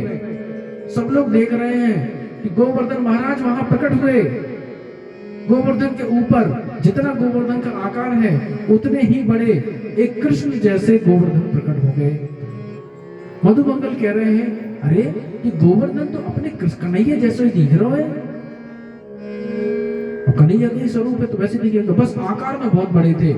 गोवर्धन बिना किसी से मांगे जहां जो भोजन था उसको सैकड़ों हाथों से खाने लगे। जो व्यक्ति अभी आ नहीं पाया था, कहीं गांव में था, उसके लिए गांव तक उन्होंने हाथ बढ़ा दिया और वहीं से भोजन कर रहे हैं। गोवर्धन बड़े कृपालु है। ध्यान रखना, अगर किसी को कोई वस्तु मांगनी हो, भले अगर भौतिक वस्तु भी मांगनी हो, तो ब्रज में दो लोगों से मांगी जाती है। कौन कौन? एक तो गोवर्धन से और दूसरे दाऊ जी से। ये दो स्वरूप ब्रज में ऐसे माने गए हैं जो जिसकी जो भी इच्छा हो वो इच्छा पूरी हो जाती है। सब लोग कह रहे हैं कि भाई ये है सांचो देवता कि जो प्रकट होके खाया। भगवान कह रहे हैं तुमने कभी इंद्र को देखा था क्या? बोले नहीं, लेकिन देखो ये है सही देवता, क्योंकि भगवान गोवर्धन के ऊपर दूसरे एक स्वरूप में प्रकट हो गए हैं। सभी लोगों ने गोवर्धन की परिक्रमा की। पहले मानसी गंगा पे स्नान किया, चक्लेश्वर को पूजा, मुखामगंज से होते होते दान घाटी होते हुए जतिपुरा आए, अन्योर आए, गोविंद कुंड आए, जतिपुरा होते हुए, उद्धव कुंड होते हुए, राधा कुंड, श्याम कुंड, इनके आगे होते हुए सभी ने पूरी परिक्रमा की। चलो भैया, आनंद से परिक्रमा हो गई। गिरिराज गोवर्धन महाराज की जय। इस प्रकार से गोवर्धन पूजा हुई। गोवर्धन पूजा के बाद क्या होता है उसका दृष्टांत हम कल देखेंगे। और कल फिर रास